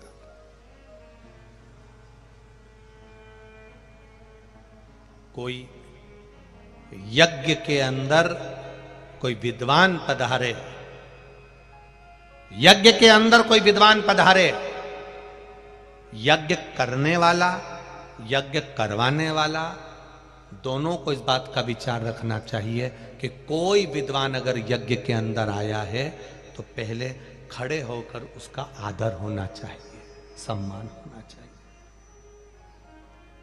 पर यज्ञ कराने वाला और करने वाला दोनों को ये चीज का स्मरण होना चाहिए कि कोई विद्वान हमारे यज्ञ में आया है, कोई गुरु, कोई सतमार्गी, भले गांव का कोई बड़ा बुजुर्ग, विद्वान बुजुर्ग, कोई गांव का, एक छोटे से गांव में भी कोई विद्वान पंडित होता है, वो भी अगर हमारे यहाँ यज्ञ में आकर खड़ा हो जाए तो भी यज्ञ कराने वाला कितना भी विद्वान हो, गांव का पंडित, गांव का बुजुर्ग पंडित, माना उसको तुम्हारी शहर जैसी बहुत सारी विद्या नहीं आती है, तुम शहर में पढ़ लिख के बहुत बड़े विद्वान बन गए, गांव में यज्ञ करने गए हो, पर गांव का कोई साधारण, गांव का कोई सिंपल सा, एकदम साधारण सा बुजुर्ग पंडित, भले उसने गांव में रहकर पंडिताई तो करी है, ऐसा बुजुर्ग पंडित अगर उस यज्ञ में आ जाए तो यज्ञ कराने वालों को उसका आदर करना चाहिए,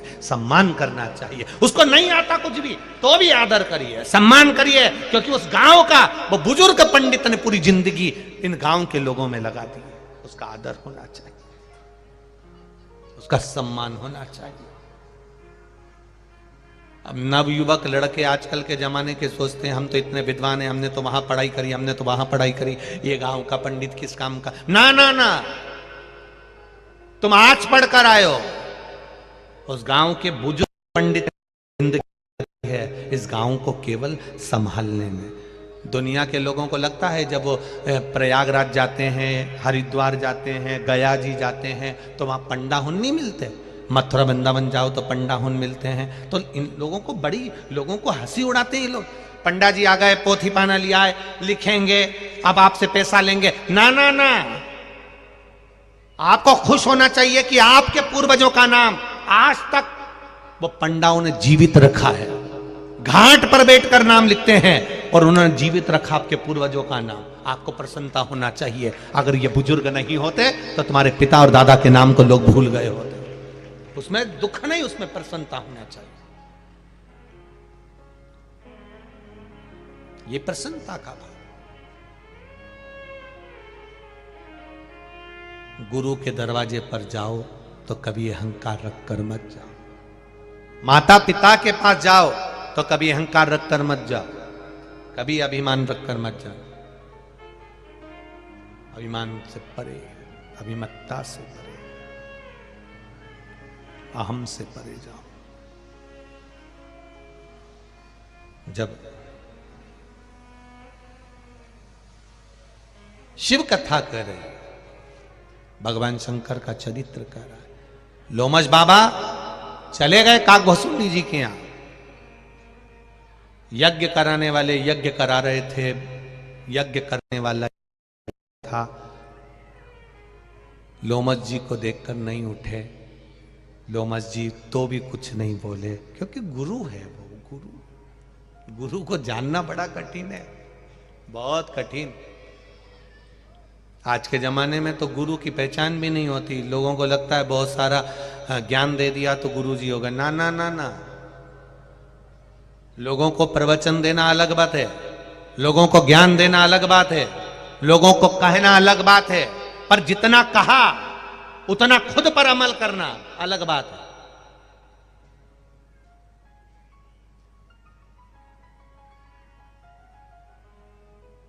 एक पंडित जी ने एक कथाकार थे, उन्होंने प्रवचन में कह दिया, उन्होंने कहा चतुर्मास चल रहा है, बैंगन नहीं खाना चाहिए। बैंगन को क्या बोलते हैं यहाँ पे? भटा। हाँ, तुम समझ गए ना, बस बाकी के ठीक है। पंडित जी ने प्रवचन में कह दिया भटा नहीं खाना चाहिए, बैंगन नहीं खाना चाहिए, दोष। चतुर्मास में 4 महीना ना खाओ। अब पंडित जी प्रवचन देकर घर गए। पत्नी ने मूंग की दाल रोटी रख दी। पति ने मूंग की दाल रोटी जो देखी तो गुस्सा में लाल हो गया। बबू, कल मैं भटा लाया था, तूने बनाया नहीं।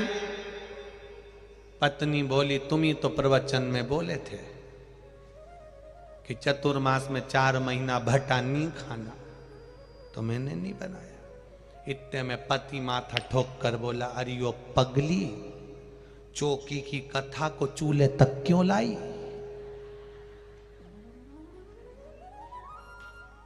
मतलब कथा दूसरे के लिए हो सकती, खुद के लिए नहीं है। जितना प्रवचन में कहे एक प्रवचन करने वाला, जितना कथा कहने वाला कथा में कहता है, उतना खुद भी अमल करे, तब राष्ट्र सुधरने में देरी नहीं करेगी, राष्ट्र संवर जाएगा, राष्ट्र सुधर जाएगा।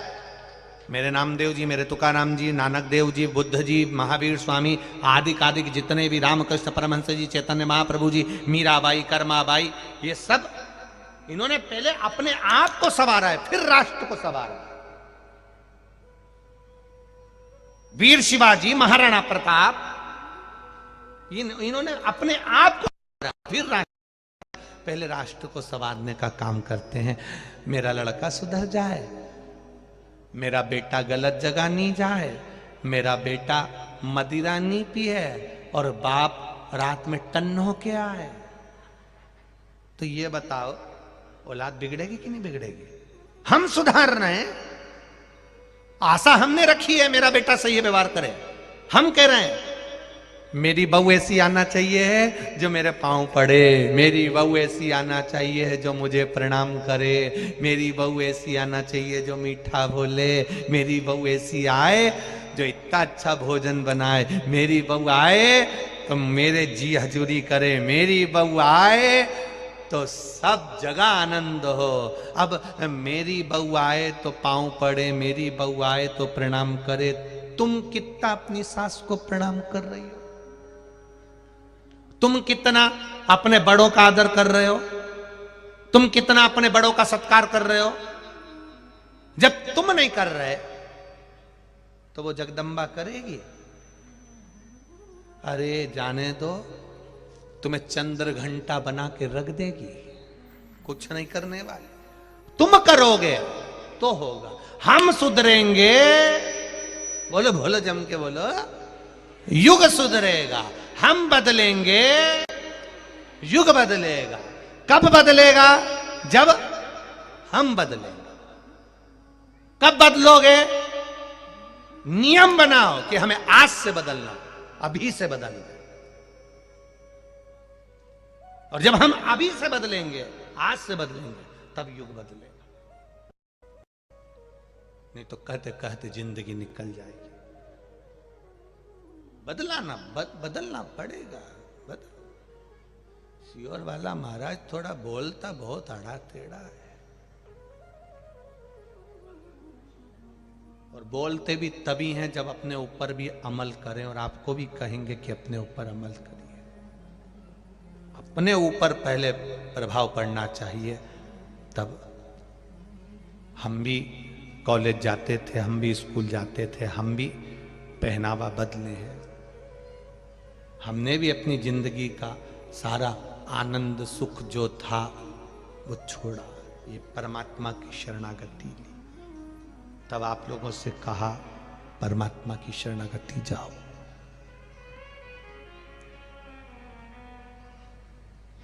इतने पत्र हैं, इन पत्रों में आप लोगों के मन में जिन्होंने शंकर भगवान को जल चढ़ाया, जिन्होंने शिव जी की आराधना करी, को इन पत्रों में वर्णित है। तत्व को जानिए। लोमश बाबा पहुंच गए। कल कथा में कहा था, कोई आपको गाली दे, अपशब्द कहे, शंकर के भगत को, शिव के उपासक को, शंकर मंदिर जाने वाले को, शंकर की कथा सुनने वाले को, शंकर की कथा कहने वाले को, शिव तत्व को जानने वाले को, शंकर का गुणगान करने वाले को, शिव को एक लोटा जल चढ़ाने वाले को अगर कोई गाली देता है, शब्द देता है, ताने देता है, उसका जवाब शंकर के भगत को नहीं देना है, आपका जवाब महादेव देगा। और वो दिया।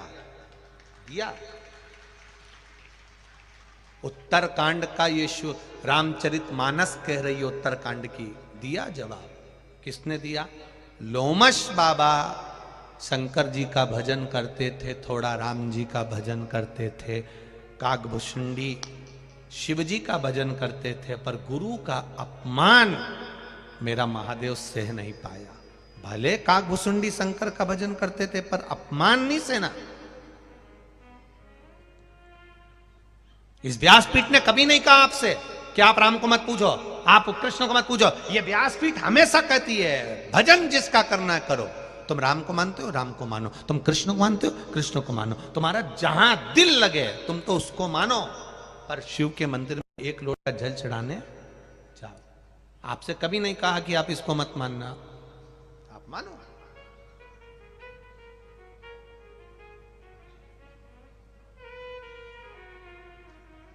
श्री शिवाय नमस्ते। मानो आप सब, मानो आप सब। लोमश जी के लिए शंकर भगवान आकाशवाणी कर दी है। अब आई बारी, कल की कथा आज आई है, तुम्हें जवाब नहीं देना है। तुम खुश होना, तुम आनंदित होना, तुम प्रसन्न होना। जवाब देने के लिए वो बैठा है। एक कथा याद आती है। एक पति पत्नी मॉडर्न खूब डेंटिंग पेंटिंग करे हुए, लाइन खींची, डब्बा भरे हुए, इधर से नीली, इधर से थोड़ी सी ब्राउन ब्राउन। हमारे तो बाल भी नहीं है, नहीं तो लटका के बता देते हैं। ऐसी नीचे से, फिर इधर से, फिर तलम्बा सुरमा, और गले में एक नेकलेस, वो भी गला दबता हुआ। ऐसा लग रहा जैसे सुसाइड करने जा रही राम जी, ऐसी भयंकर।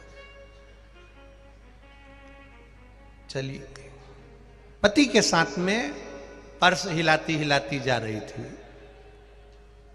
पीछे की आवाज या एलईडी, ध्यान रखिए। पर्स हिलाती हिलाती जा रही थी, और जब पर्स हिलाती हिलाती जा रही है, पर्स हिलाती हिलाती जा रही, तो वहां से एक संत आ रहे थे। संत तो संत होता है, साधु तो साधु होता है।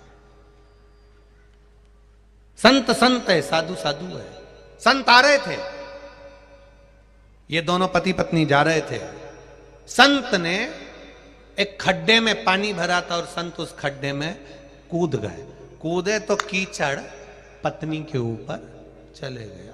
पत्नी पर गया तो पति को गुस्सा आ गया, उसने संत की गिरबान पकड़ ली, और संत की गिरबान पकड़ के 2 धड़के दिया। बुढ़े, अकल नहीं तुझमें? मूर्ख, तुझमें अकल नहीं है?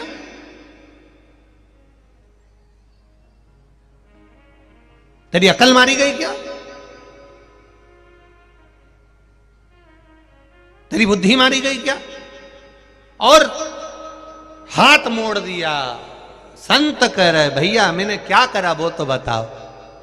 मेरी पत्नी पर छींटा गया, कीचड़ चले गया, गवार हो तुम, अकल नहीं तुम में? संत कुछ नहीं बोला, क्षमा मांग ली, गलती हो गई। क्षमा मांग रहा है? दिख नहीं रहा था तेरे को? अंधा हो गया था तू? संत चला।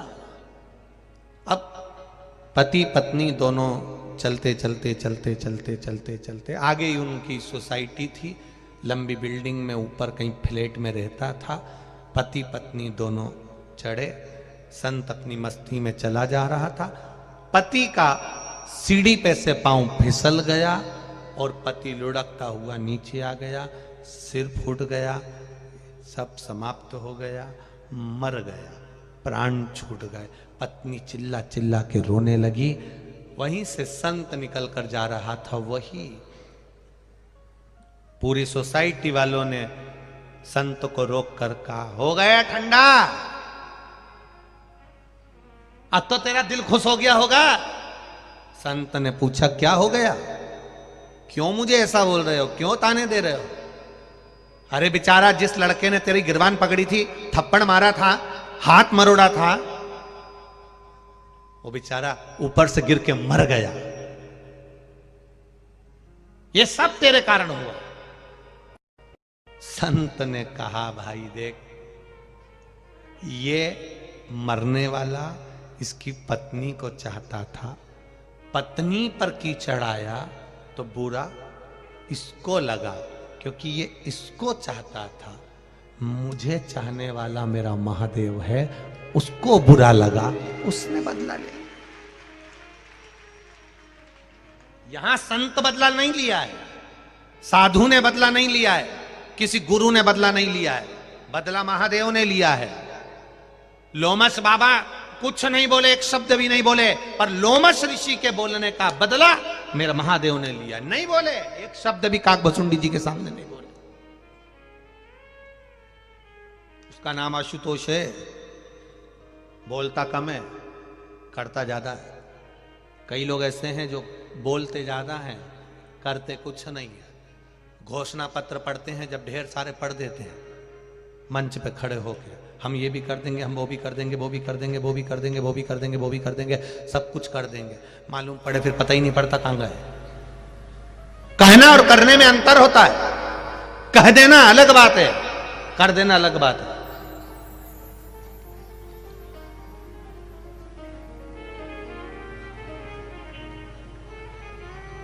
कह देना अलग बात है, कर देना। बहुत बहुत कठिन है महाराज। अब बहुत लोग आते हैं कुबेरेश्वर धाम पे, बहुत 24 घंटे लोगों का आना जाना रहता है। कई कई लोग हमारे सम्मुख में भी आकर बैठते। वैसे तो हम मिलते जुलते कम है, हम किसी से भी नहीं मिलते। यहाँ पर भी तुम जजमान परिवार से पूछना, नहीं मिलते किसी से भी।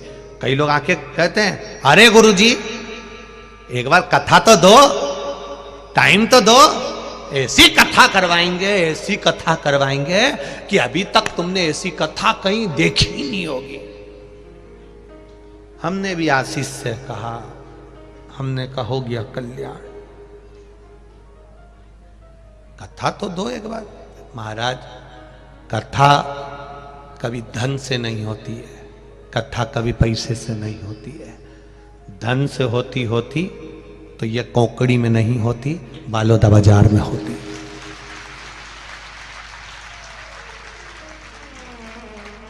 धन से कथा होती तो बालोदा बाजार में होती, भाटापरा में होती, रायपुर में होती, भिलाई में होती, दुर्ग में होती, कहीं कोबरा में। कहा क्या बोलते बाकोरा कोबरा क्या बोले, हाँ जो भी हो समझ जाओ, ठीक है, कहीं वहां हो रही होती। अब कोरवा सही पकड़े हैं।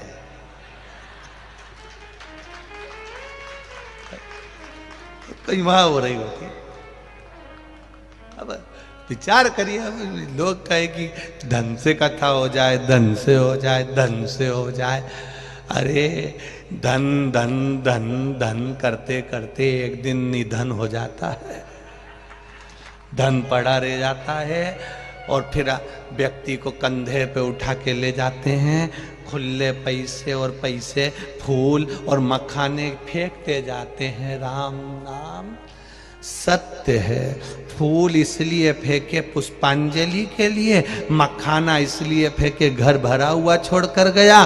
कोई ने पूछा पैसा क्यों फेंका, क्योंकि जिंदगी भर कमा कमा के मर गया। अब तेरे बाप में दम हो तो उठा के बता दे। उठा, पड़ा है आड़ा किया, आड़ा पड़ा, उठा नहीं सकता। पैसा छाती पे पड़ा, 1 का सिक्का, 5 का सिक्का, ऐसा कैसा ठठरी पे, अर्थी पे बंधा हुआ है, ऐसा कैसा अर्थी पर बंधा है,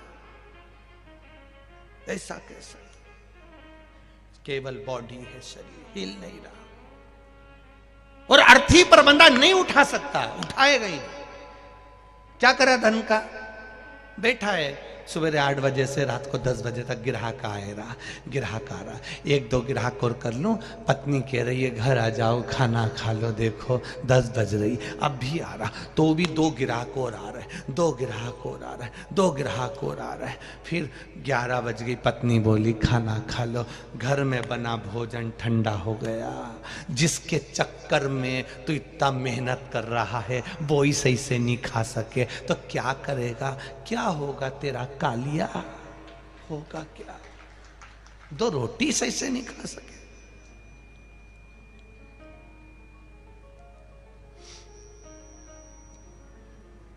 दो घंटे शादी में जाने में, तैयार होने में लगते हैं। जी जियो, कितने घंटे? 2। वो दुकान से नहीं आता, उससे पहले तुम्हारा मुंह धुल जाता। शादी में जाना है, 2 घंटे पहले तैयारी चालू होती है। कितनी देर के लिए जाते हो? केवल थोड़ी देर के लिए बक्कल मक्कल लगा के, और थोड़ी देर के लिए बस मिले, लिफाफा दिया और वो गुलाब जामुन वगैरह निपटाई, और उतनी देर बाद तुम, थोड़ी देर का काम था, 2 घंटे तैयार होने में लग गए। 2 घंटे।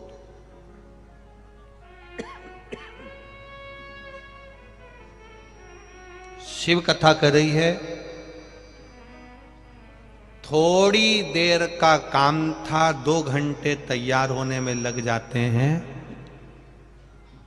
2 घंटे तैयार होने में लगते हैं।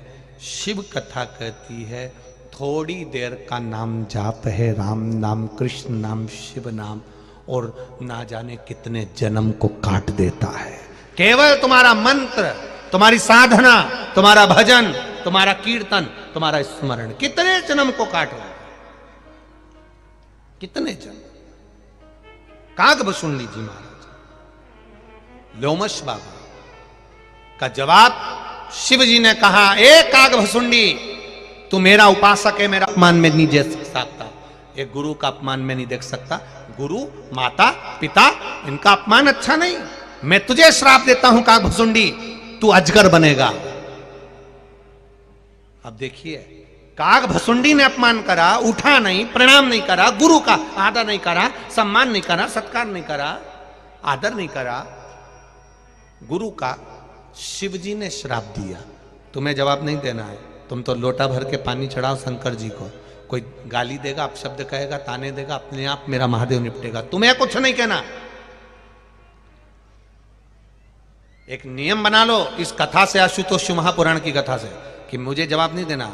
अब जवाब देगा तो कौन देगा? बोलो जम के, जम के बोलो। महादेव देगा, मैं जवाब नहीं दूंगी, जवाब वो देगा।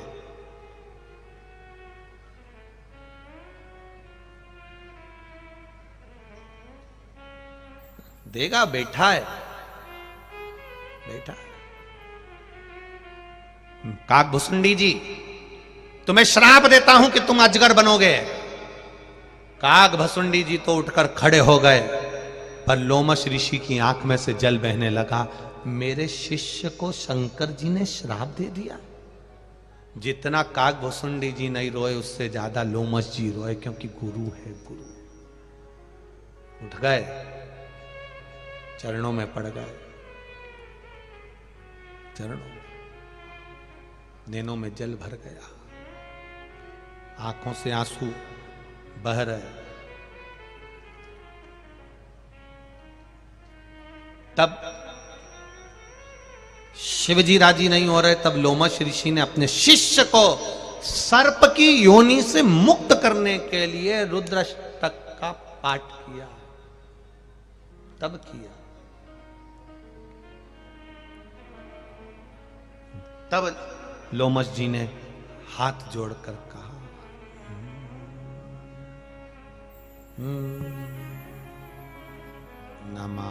नमामीश मीश। तब गाया,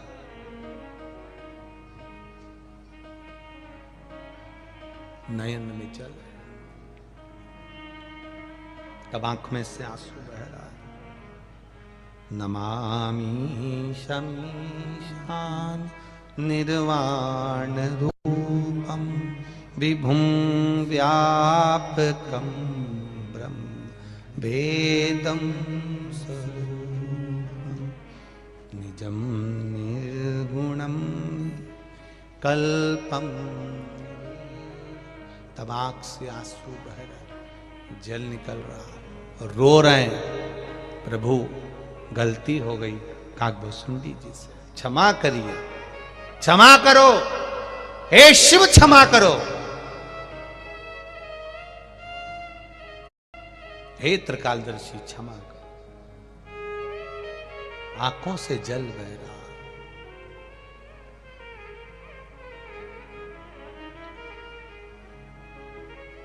शंभू